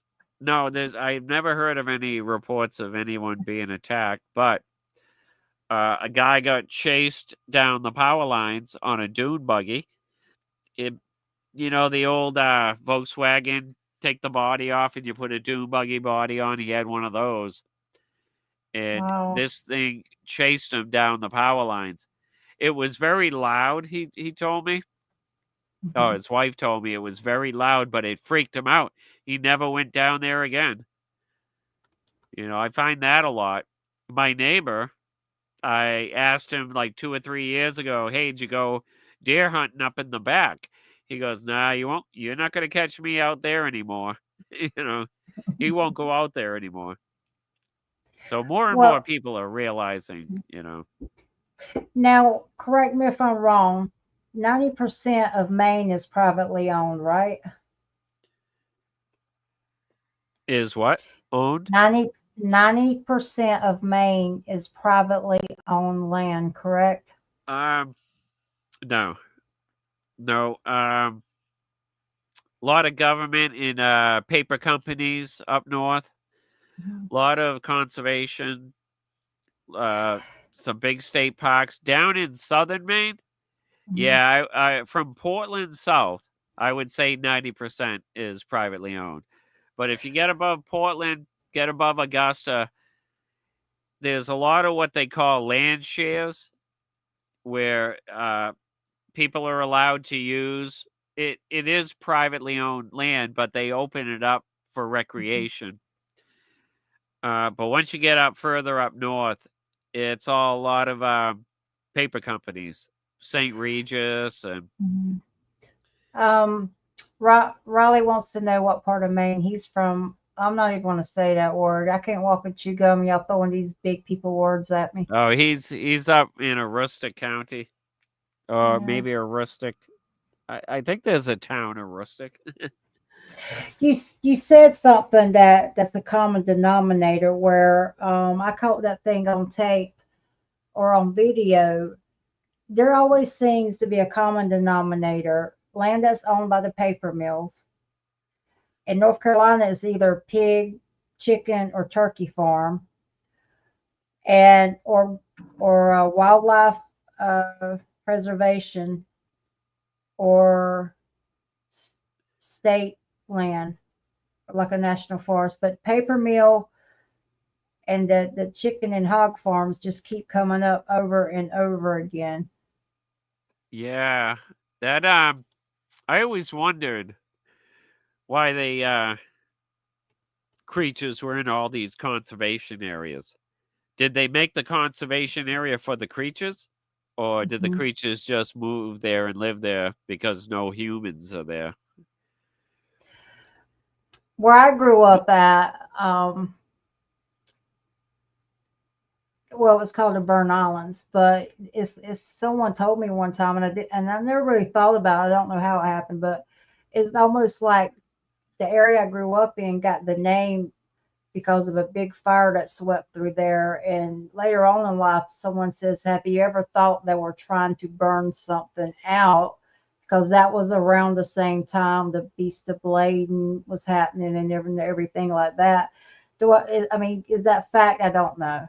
I don't. It's just you think about those things as get older in life. Right. I know we talked about on the other show, we talked about the population increase. Mhm. Um, when we got to this country, we leveled it. We cut all the trees down. So I believe we took away their habitat. And the only places they could go were the mountains or the swamps, places Mhm. we couldn't log. And if you look back a couple hundred years ago, 200 to 300 years ago, all the reports were coming from the loggers, the mountains, and the swamps. Well, the forests are coming back now. Now the forests are getting to be 300 years old again. I believe they're coming back and moving in. Well, obviously they are. But I think that has to do with the population increase, is their habitat is back. You Can you imagine? I mean, I'm from an area where you had a lot of you had the Indians, some white people, and the black people would hide in the swamp. They consider them runaway slaves. Can you yeah. imagine these stories that they would have seeing them in the swamp back then and not being able to go for refuge outside of that swamp, knowing that Jeez. they're there? But can you imagine the tales that they had? Right. It's just incredible. Yeah, Um, I'm sure it's, talked about in family lore, or it could be in books, old books. You know, like up here, they were called wood devils. And Wow. a buddy of mine had a sighting down in Mass, and I just, for giggles, I wanted to look up old maps of the area. And the river that he had the sighting on, or the brook, was called Devil's Brook. It's called something different now. So I started associating the devil word with these creatures. You know, Devil's Swamp, Devil's Brook, Devil's Stream, or what I find Devil more and Creek. more. Devil Creek, yeah. Yeah, they've changed most of the names though. They're not called Devil anymore. Up in northern Maine, there's Devil's Punch Bowl. There is some Devil's names up in northern Maine. Did you see what Riley wrote? I'm not even going to try to say that word. Too many consonants in it. Whatever. He said we had Yeah, a that's another word for, that's the actual word. It's Giwagwa is the Native American word, but the Gugwi, the Gugway. snouted, yeah, the snouted creatures. Yeah.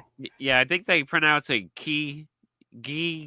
I talked to a couple Native American up here in Maine. They got a hold of me, the Penobscot Nation up here, and they all accept him.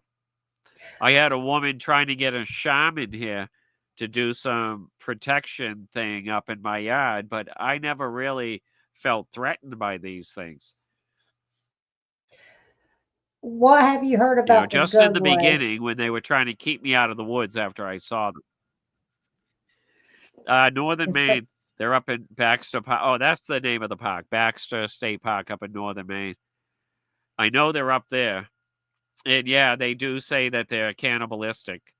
They will attack. But there's a picture online of someone showing up at a campsite.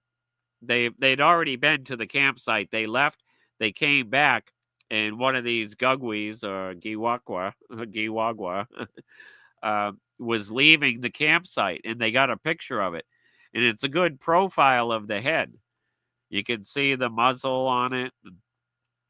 But them and the other ones, the type 2, we have them up here too. They look like a type 1, but they have the canines. Yeah, and there's been a couple reports of them too. They're aggressive. I've never heard of anyone recently being attacked. Well, you wouldn't because they would have been kibble bits for them. Yeah, but I mean, I've heard some really bad things about them. I mean, I heard they just have no mercy. It's just a thrill kill for them. You know, I've heard yeah, nothing good about the Gugway. yeah. Oh, go ahead. Leanne wants to know if you have any idea what the population might be, In the state of Maine, or for the Bigfoot. Yeah, I figured out for my area how many were in my area. I know of 4 groups in my area. So I made a circle and I superimposed that circle all over the state of Maine where there was wooded areas. And then I cut it in half where there was more populated areas. But anyway, I came out to a number of about 12,000. And then I cut that number in half. And I said 6 to 7,000. And I was told I was closer with my first guess of 12,000. How do you think the government knows?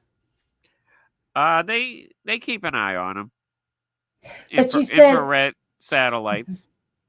But you said they weren't really worried about the Bigfoot. It was the canine cryptids, and so why don't they take out the Gugways if they're trying to go after dogmen? Why don't they take out the Gugway? I mean, hello, put your money to use. Yeah, right. I think it's retaliation. Do they want these creatures retaliating against humans?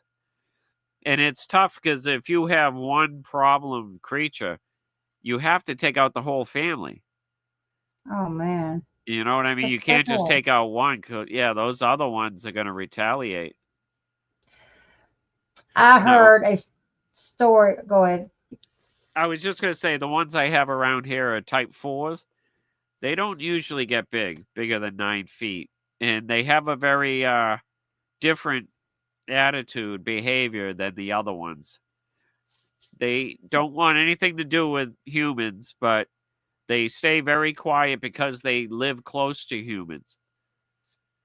I think because they're the smaller species, they're safer living close to humans than they are living way out in the middle of the woods with a bigger group, the bigger creatures. Do you think that different clans attack different clans? I've never heard of it. I mean, I've never heard people talk about it. I have heard about it, but not. I've never talked to anyone or ever read any reports lately around here. Have you ever heard them called Moose Man? Moose Man? Nope. Moose Man. No, I haven't heard that one. Moose Man. So, And yeah, go ahead. No, I don't know. I was going to say something. Go ahead. No, I keep interrupting you, buddy. Just. It's all right. Just go puff on your cigar. It's okay to puff on your cigar. Ask Jeff. He puffs all the time on his cigar. It's okay, buddy. Oh, you want me to put that back up? He says, Choctaws. What did he say? if you trust, they talk to you about Bigfoot when asked. Raleigh says it's good to see someone talking about Maine. People only think Maine is just a place for lobsters on Lighthouse. I'm all about the lobsters. It says 90% of the state is wood. That is very correct. And you guys got the mountains and the ocean there, don't you? Perfect habitat. Yes. Yeah, I do. When I first got here and started looking into the subject, when I first started looking at the subject, I was told by researchers in this state that the creatures go to the mountains in the summertime and then they come to the ocean in the wintertime. And that's not true. These creatures around here never leave. They're always here. Oh, that's what I was going to say. Up here, and I'm sure it's like this in other places, but old property, old family property that's been in family for years is usually a big plot of land, a couple thousand acres. And then as you have kids, the kids all take their spot on those 1,000 acres, and then the grandkids, but the family stays on that plot of land. And that's kind of what these creatures do. Their family is huge. It's not just these little groups, it's the collective of these big areas. And how I found that out is I was taking a bike ride. I was 18 miles from here. In the group that used to be here, I know where they are now because the thing hooted and screamed at me in the middle of the day for no reason. I don't know why he did that, but I know where he is. I recognized his hoot. He was the big black one that was here. So now I know where he is over there, and everywhere in between, I get hooted at in the woods. A friend of mine's house, she lives 20 miles away from here. I go over there, and I get hooted at by the creatures in the woods around there. And I went over there to cut wood a month or two ago, and we were cutting wood and loading wood for her firewood. And these creatures followed me from one side of the property. I get to the other side of the property. They're there hooting at me. And it's funny because they don't believe me. Her dad realized for the first time that something strange is going on because he heard the owls. They were on one side of the property. We loaded up the tractor and trailer and brought the wood to the other side of the property and loaded it into her house. And there were the creatures right across the street hooting at me. And I was just telling them how owls follow me around this property all the time. And he finally got to hear it happen. So he didn't know what to make of that. But these little family groups are part of a larger family that takes up a huge area. So, which makes sense. I mean, the family gets bigger and bigger, and they all kind of Yeah, they all stay like on the same big plot of land. But you You think know, they break off in different family structures, but on the same plot? yeah, they're on the same area of land. Yeah, so I don't think that they move like a male. I don't know. A male could leave and go to another family, and join that family. That could happen. I just know that these creatures know me for almost 20 miles in one direction. If I go in the other direction, I never get hooted at in the woods. Well, Don, you're hard to forget. Yeah, I'm So the what? bonehead. That's another thing is I always go out alone. I'm always out there alone. So that's less of a threat. And I think that they just know that I'm not going to go out there and start shooting at them. Leah, Eli Young, I'm gonna let you address this. Young says, "Why you lying like that? We were expecting some trolls, but it's all good. You want to respond to that before we boot them? Yeah. Have at it, buddy. Just go ahead and rip Oh, them a new one. He says, "Why you lying like that? ha. You just." I love a troll. We're just so many Yeah, of them. it's just what happens. This is what I mean, out in Arizona too. I was exploring. See, I love to explore. I explore the woods. Out in Arizona, I was exploring the desert, and Uh-huh. yeah, something weird happened to me out there. And then it wasn't until years later that I read about a Bigfoot sighting out there, right there in the desert, right next to the Salt River, just north of Mesa, Apache Junction. So So so let me ask you this. What would you say? Because you had someone that come out one time and attacked you and called you a hoaxer. I've been called a hoaxer. What would you say to those dickheads out there and that just have want to well, attack you? And I mean, um, I don't I don't know what to say to him. I mean, it's just someone who I know doesn't get out much. If you wanna, I mean, when you defend yourself, you get attacked even more by their little homies. But you know what? Screw them. But yeah, it it just seems doesn't like bother that's me. it just seems Y- like that's the old. yeah, it doesn't bother me. I know this is happening. I've seen them. And I know it's real. It doesn't in the beginning just getting ridiculed and everything like in the town hall there. It wasn't until I brought the casts in that that's when everyone got quiet. They didn't know what to say. Now, some of them got mad at me, downright pissed off at me for even saying that they were real. So, in those guys, I don't know where that hate and that anger comes from. But other people get interested. Other people want to know more. I don't know.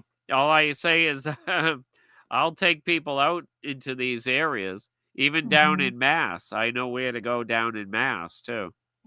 My Well, uncle, my uncle and my dad helped me out because they've been hearing of these encounters since the 40s down in Mass. So I always knew where to go, because they tend to hang out in the same areas. so this is what Tammy says. He says, "Well, since the troll left, he had to make a comment. I've been watching the whole show. Ignore these idiots while they are watching if you don't think they exist." Tammy, I Right. like you.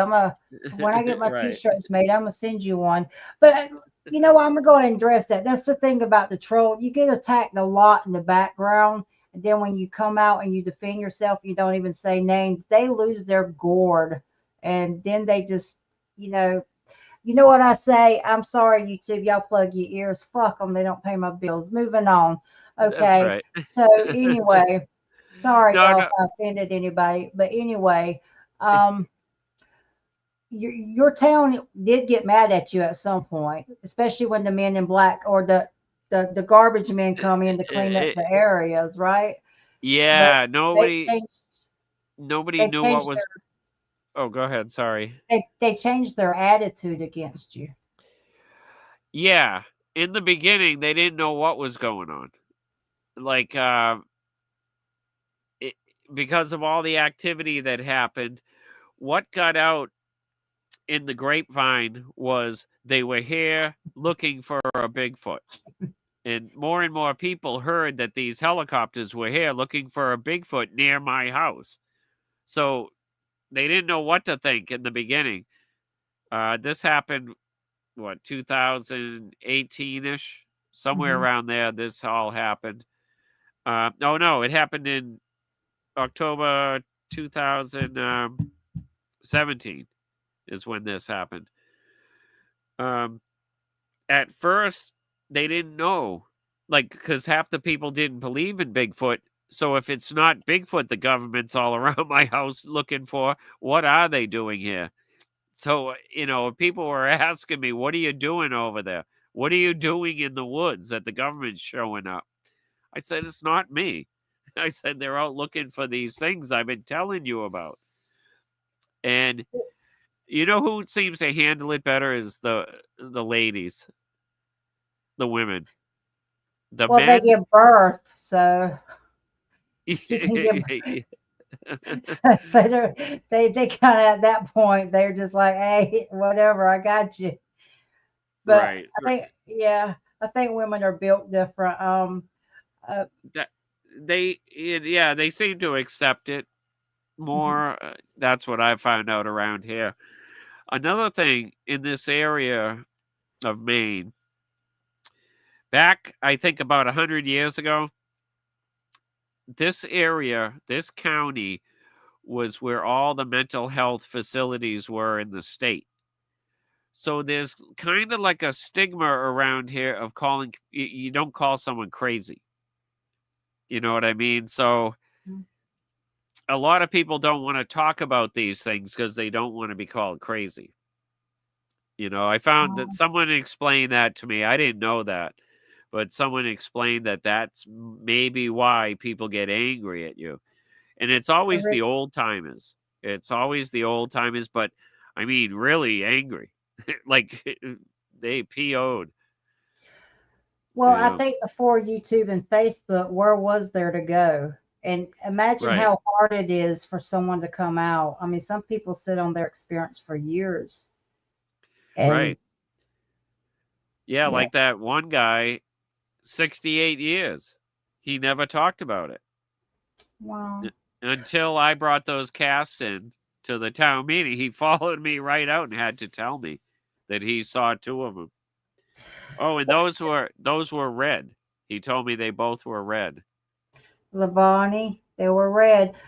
Yeah. Let me ask you something. If you guys got questions for Don, throw them up because if we don't get any more questions, we'll round it up in a minute. If you have Okay. questions, we'll stay on as long as you like. Because Don doesn't have a life, and that's just where his company. What do you during the think they? day, during the day, I don't have a life. Only at night around here, it livens up. What do you think they do with the dead? That's a good question. I do have mounds I have found in the woods out here, and one of them is very old, and it's a rock mound. There's a huge tree growing right through it.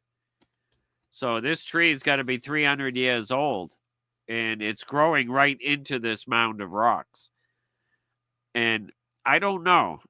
I don't know. I've heard other people talk about the burial mounds that they find across the country. They're more dirt out west, and as you come to the East Coast, they get more and more rocks.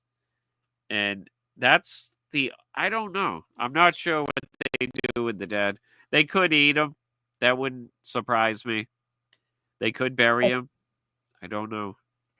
I remember hearing a story one time, and this has always stayed with me. There was a family of Bigfoot. There's three in the clan, as you say. they were really friendly. They weren't shy about letting people see them. And the story I heard is the government came and killed them for being so friendly. You ever hear stories like that? Uh, I always wondered that if they would That's let. That's why I don't try to communicate with these. I never heard. I mean, I have heard stories like that, but not up around here. I haven't heard that. I have heard that before, though. A few years ago, I heard that story. I don't think that would surprise me. Um, I just that just bothered me. I mean, like you y- got your y- mom, the dad, and the little one there, and they just get mowed down for existing. I y- yeah, that would bother me too if it that happened here. You know, yeah, I don't think they are all friendly. I do think they have killed people, and a lot of people get upset with me saying that. But I think there's good and bad in everything, and that story has just it bothered me for, I mean, it still bothers me, and I've heard that years ago. It still bothers me. So Brian says, do they get aggressive at all if you go near the mounds? I have 5 here in Michigan, but they let you know mounds are uh, off limits to this area. I've heard that before. um, the only place I really find aggression from them is when I go close to their bedding area. Um, Wow. yeah, I go to the mounds a lot, and I've never had anything happen up there. So the nesting areas, I find those fascinating. What are their nesting areas like? I know they're different with the environment, but what would be what would we look for in the field? Um, nesting area, huh? Mhm. Well, the only thing I could say is the female hangs out in the swamp, in the water.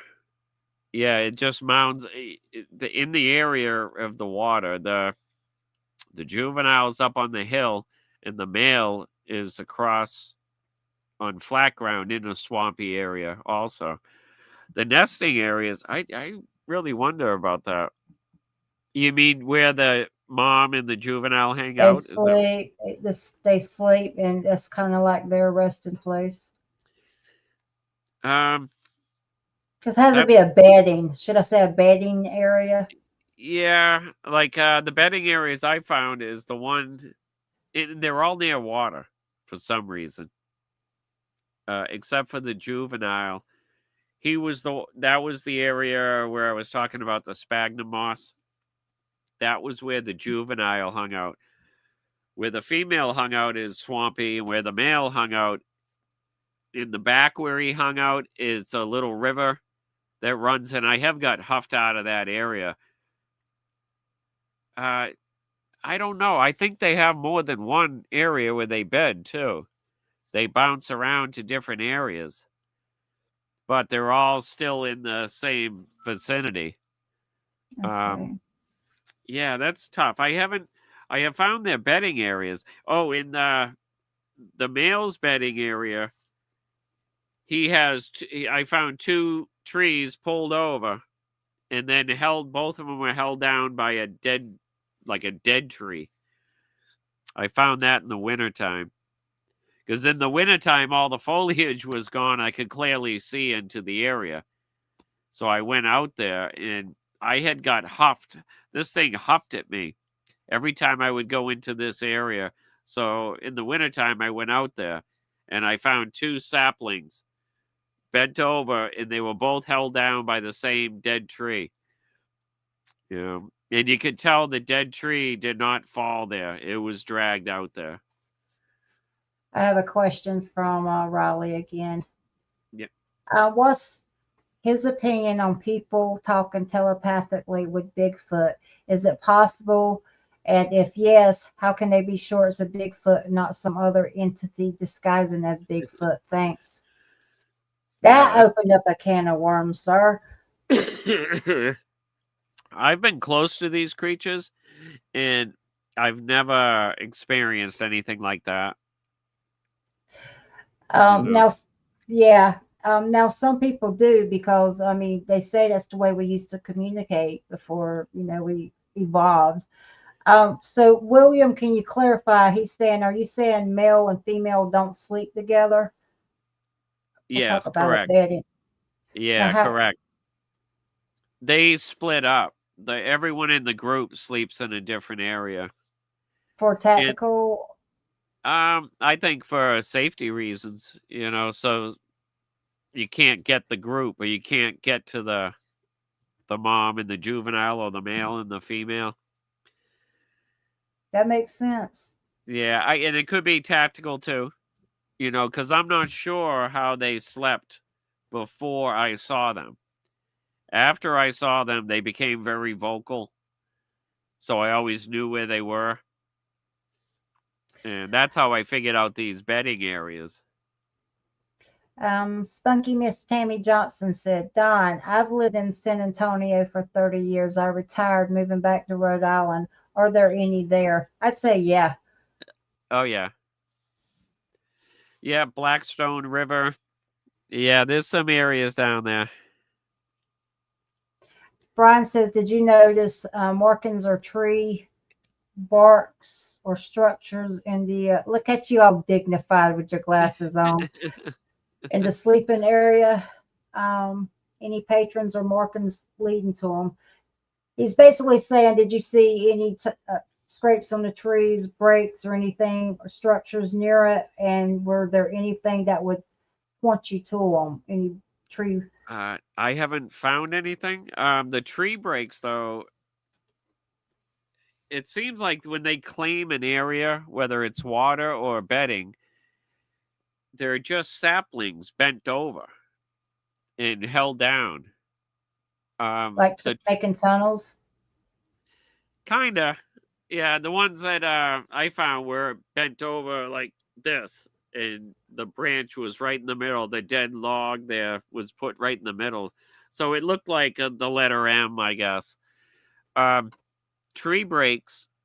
The only ones I found here mark the side of the road where the trail is on the road. And I have followed this trail and come out to another road and found similar breaks there. And the breaks are never leaning towards I guess you could say they're leaning towards the water. Wow. Yeah, every break was leaning towards the water. I don't know what that means. I don't know if it's a direction thing, or I don't know. How far from water do you think they live? They stay close to water. They stay I'll go ahead. No, around here, the ones around here all have quick access to water. They use the brooks and streams around here to travel. I always said they covered their steps in the water. Yeah. Yeah, they Oh, definitely do. Yeah, because I've heard them. They vocalize at me, and then they move down the brook, and they'll vocalize at me again. They always are near the water, though, when they vocalize 90% of the time. Lavani said it's how the natives years and years ago marked the water areas. And that's absolutely correct. There's a lot of things that kind of go with the native traditions and what Bigfoot does. It's just a fact. And Yeah. I find that interesting. And did they learn that from the natives and just is it generational knowledge they just hand down or? I think so. This area in New England, the Algonquin Indians, especially the Micmac Indians from Maine, half of the Micmac language is Hebrew. Even the symbols for the word are identical to Hebrew, which is so they know something back in the past happened. There was some interaction. I recorded out here one night one of these creatures saying "Yim Ha," Mm-hmm. and there's a guy from Israel that I talked to about these creatures. He comes to the States once a year and goes on little Bigfoot searches. But I asked him about it. I said, if he ever heard of Yimha. And he said, that means happy in Hebrew. And I said, really? Is it? Because I couldn't tell if it was Yimha or Shimha or Chimha. There was something like that. And he said, no, that's old Hebrew.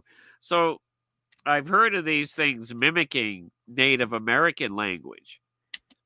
So maybe they are mimicking the Native American language, because part of the Native American language up here in Maine is Hebrew, especially with the Micmacs. Wow.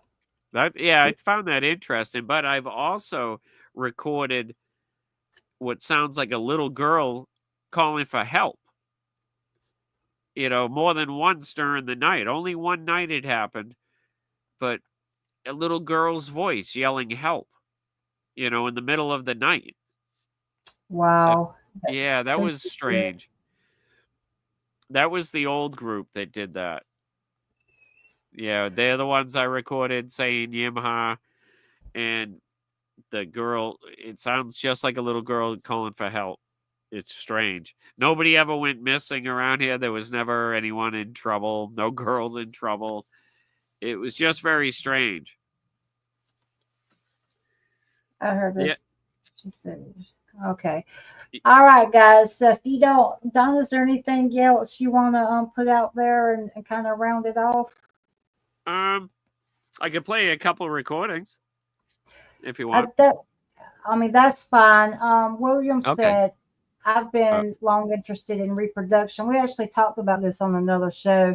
They must give birth if they are flesh and blood. Does Don have any thoughts or any evidence in the area? They definitely give birth. The new group that came in, the juvenile, is a lot smaller than the juvenile that was here before. The juvenile that was here before was about 7 feet tall, and the little one that I saw, probably, I'm guessing 5 feet. I saw it on all fours, but he was small. So I don't know, Oh, go ahead. Sorry. She said, do you think they're monogamous? They'd be the only creature. I don't think so. I think they're a couple. I think these two, because the ones that moved, I'm pretty sure they're still together. I don't know for a fact, but I'm pretty sure they're probably still together, the same group of 3. We were talking on, I think it was, I can't remember who's. Anyway, I was talking to somebody the other night, and Jeff and my jaw was like I always do. And I was telling them about in the 90s when the wolves were released in Yellowstone. And there was a male wolf that only mated with the same female his whole life. And when she died, he refused to eat and he starved himself. So I often wondered about the grieving process when they lose one, and the effects the natural disasters that we have on them. Yeah, that's true. I'm sure they do mourn. Yeah. I've heard of that happening before. And I told you, when my buddy perished in the fire earlier this year, I went up into the woods a little ways, and I was grieving up there a little louder than normal. And I swear that female, I heard one of them run right up close to me. It was in my neighbor's yard, but I heard it run right up and then slowly creep in closer and closer until I knew it was there. I could almost hear it breathing, but it was only the female that did that, like immediately. It happened quick. So I don't know. I'm sure there's some emotion. I mean, there's got to be something there. Tammy, you're right. It don't pay my bills, Mama, but I keep expecting them to come, and they come in all shapes and sizes, and with Yeah. Yeah, Sometimes they as are. your friends, sometimes as your foes. But yeah, I think that they're I think that I think they grieve. I think dental disease takes them out.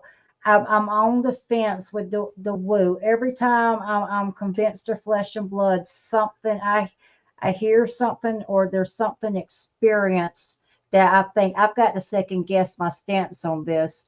But then I go right back to the flesh and blood when I have seen it there, and I've heard from credible people. They've seen the portals. I saw the red or the orange orb one time. They seem to disappear while you're watching them. There's just so much high strangeness around them, and I just think that every time I think they're flesh and blood, somebody throws a wrench at me and hits me in the head, and I have to rethink my whole stance on it. Well, I did see them blur out. I mean, I was talking about their hair. I'm pretty certain that their hair can refract light. I mean, we've all heard of hollow Bigfoot hair being hollow. Some of it is and some of it isn't. That black one I saw, I didn't think he had the ability to do that. But the red one is the one that did that. It was hiding behind like this little Charlie Brown Christmas tree. And as soon as I turned and saw its eyes, it turned and just blurred out. I couldn't see it, but I could see all the branches moving, and I could tell something was running through the woods. And then as it got further away, all I could see was the soles of his feet or her feet.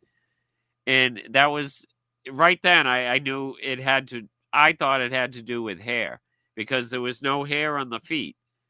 And I could clearly see the soles of the feet. And if you look into it, I did look into it a little bit.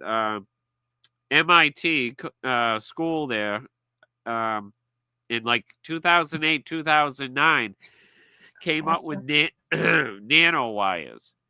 And it said if they take these nanowires and arrange them as you would arrange the bristles of a brush, they would get negative refraction, which is like a reflection. So they got optical properties from nanowires if you arrange them like the bristles of a brush, which it's pretty similar to hair. Do you think So they're autistic in any way? I don't think so. I don't know. I've heard about that happening in highly populated areas, or they look like they are. William has a great comment. Oh, that's not William. They don't even look alike. William says some of their natural abilities, cloaking, etc., may be like woo to us, but are really just something they're born with. Right. That's actually a good point. Yeah, because a lot of these, excuse me, paranormal or disappearing stories, portholes, and all that, I can associate a lot of those with their hair. I mean, if a creature gets scared and their hair stands up, they may have some, subdermal muscular system where they can, shake their hair or do something to get that effect. But I think that their hair refracts light is what I think. But Lynn says, I'm in the camp where there are Nephilim descendants. And see, I like that because you can have your point of view and think totally different, and we can just talk it out because everybody has good views. And I have heard some really good points that would indicate that they are. And so it just all, there's so many questions about them. And I don't have the answers. I don't look at me for the answers because I don't know. Oh, good. I'm not on that side, the Nephilim. Just because everything you read about the Nephilim says that they were men of renown, and I don't But if know. they made it with women and had offspring, would that change that? I don't know. I could see that smoke coming out of those ears. I got you right. Well, I do have a theory about that. Okay, let's go into it because we like talking about different opinions. Okay. The story was that the sons of God came down and mated with human women, and that's where they got the Nephilim. Well, if the if you know, like, you know about the elongated skull people, there were two species here on Earth at one time. The elongated skulls have recently found to have DNA different than ours. So just like with the ligers, the tigers, and the lions, only one of the species carries the gene to stop growing. So, like, just like with the lions and tigers, you get two species of humans on Earth. The humans, us, and then the elongated skulls. And it says right there, the sons of God only mated with the human women. I bet if you look into it, the human women don't carry the gene to stop growing, nor would the sons of God. That's why I think it's only the sons that mated with the human women. It's never the daughters of God that mated with the males, you know, if that makes sense, what I'm saying. I don't know if that came out right. Well, yeah, to me it did, but I like having conversations like that because everybody has a different opinion, and I like the fact that we have a format that we can put it out there without, Right. Oh you yeah, know. this is all my opinion. You know, I got nothing to Um, base it off. William came back with a good example. He said, talking about the woo factor, for example, most non-human primates think humans have the woo ability. There you go with them glasses again. Let Yeah. me start over. When most non-human primates think humans have woo abilities because they have language, he's got a good point. It's the way you Yeah. define the woo. And he says, in other words, spoken language may seem like woo to non human primates who do not Right. have a true language. William, you're smarter than you look, buddy. I'm telling you. That's my buddy right there. He's a genius and a musician. You have any thoughts on that? um, no, I mean that makes sense. I mean, I think there's things that I do that I mean, like I used to smoke cigarettes, and I would be up in the woods having a smoke, and I always wondered what they were thinking of as I was blowing smoke out of my mouth. Um, Even with like the metal detector, I'm going woo, woo, making crazy sounds, and then I pull a hunk of iron out of the ground. Do you think that's where they got digging the bones out the ground and putting them back in the ground, thinking they would be tricksters with a metal detector? No, I think that they bury bones for food or emergency supply of food, because they came back 2 years later and ate them because burying the bones softens them up.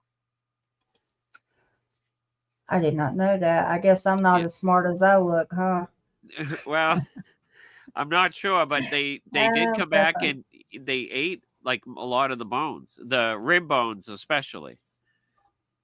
Okay. I Um, was told that years ago too, that someone, a friend of Will's, told me that they would stash bones like in caves, and then come back and get them later on to eat them, like in the middle of winter for some food.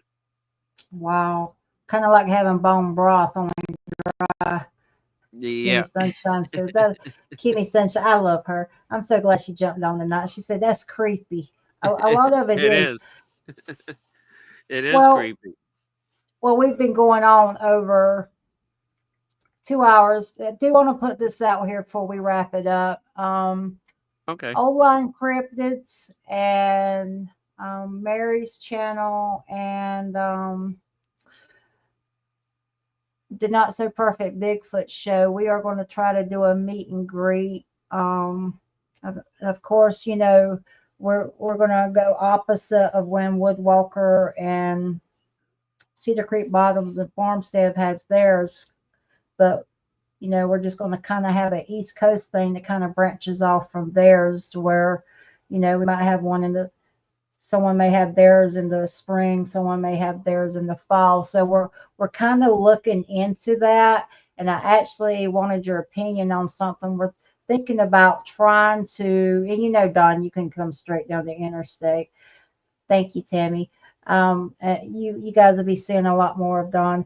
But so we're thinking about doing a cookbook. It's called Boogers and Burgers.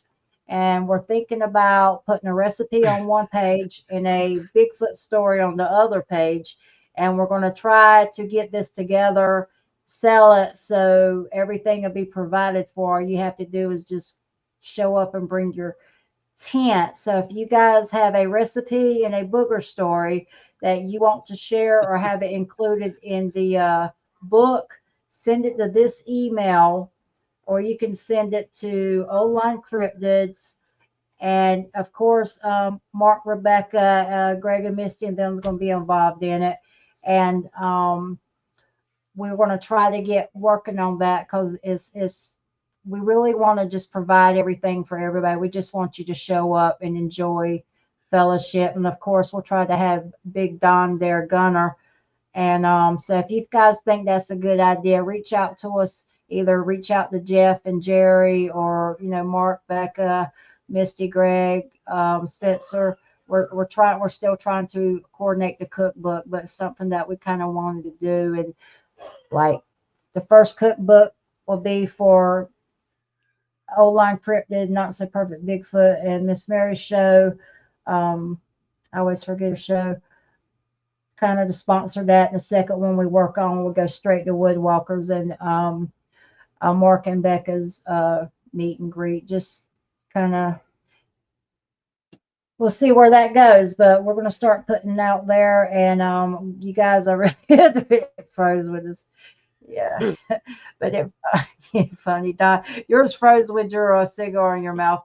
But I'm really glad you guys stopped in. All the new people, What's that, my thank you for computer? jumping in. Yeah, froze with you. You look like you're smoking a doobie. But you guys, thanks for all the new people jumping in. Thanks, for the respectful chat. And we're going to get out of here, and we will be doing something on Christmas Day. I don't have the times. I think Woodwalkers is doing theirs from 11 to 12, and we'll try to get the times that we're going to be doing it on the Not So Perfect and Old-Line Cryptids. And of course, Mary be there, because if you're spending Christmas alone, we want to spend it with you. So you guys have a wonderful day. Good evening, good night, and thank you all. Don. Thank you all. Good night. Thanks. Bye. Bye.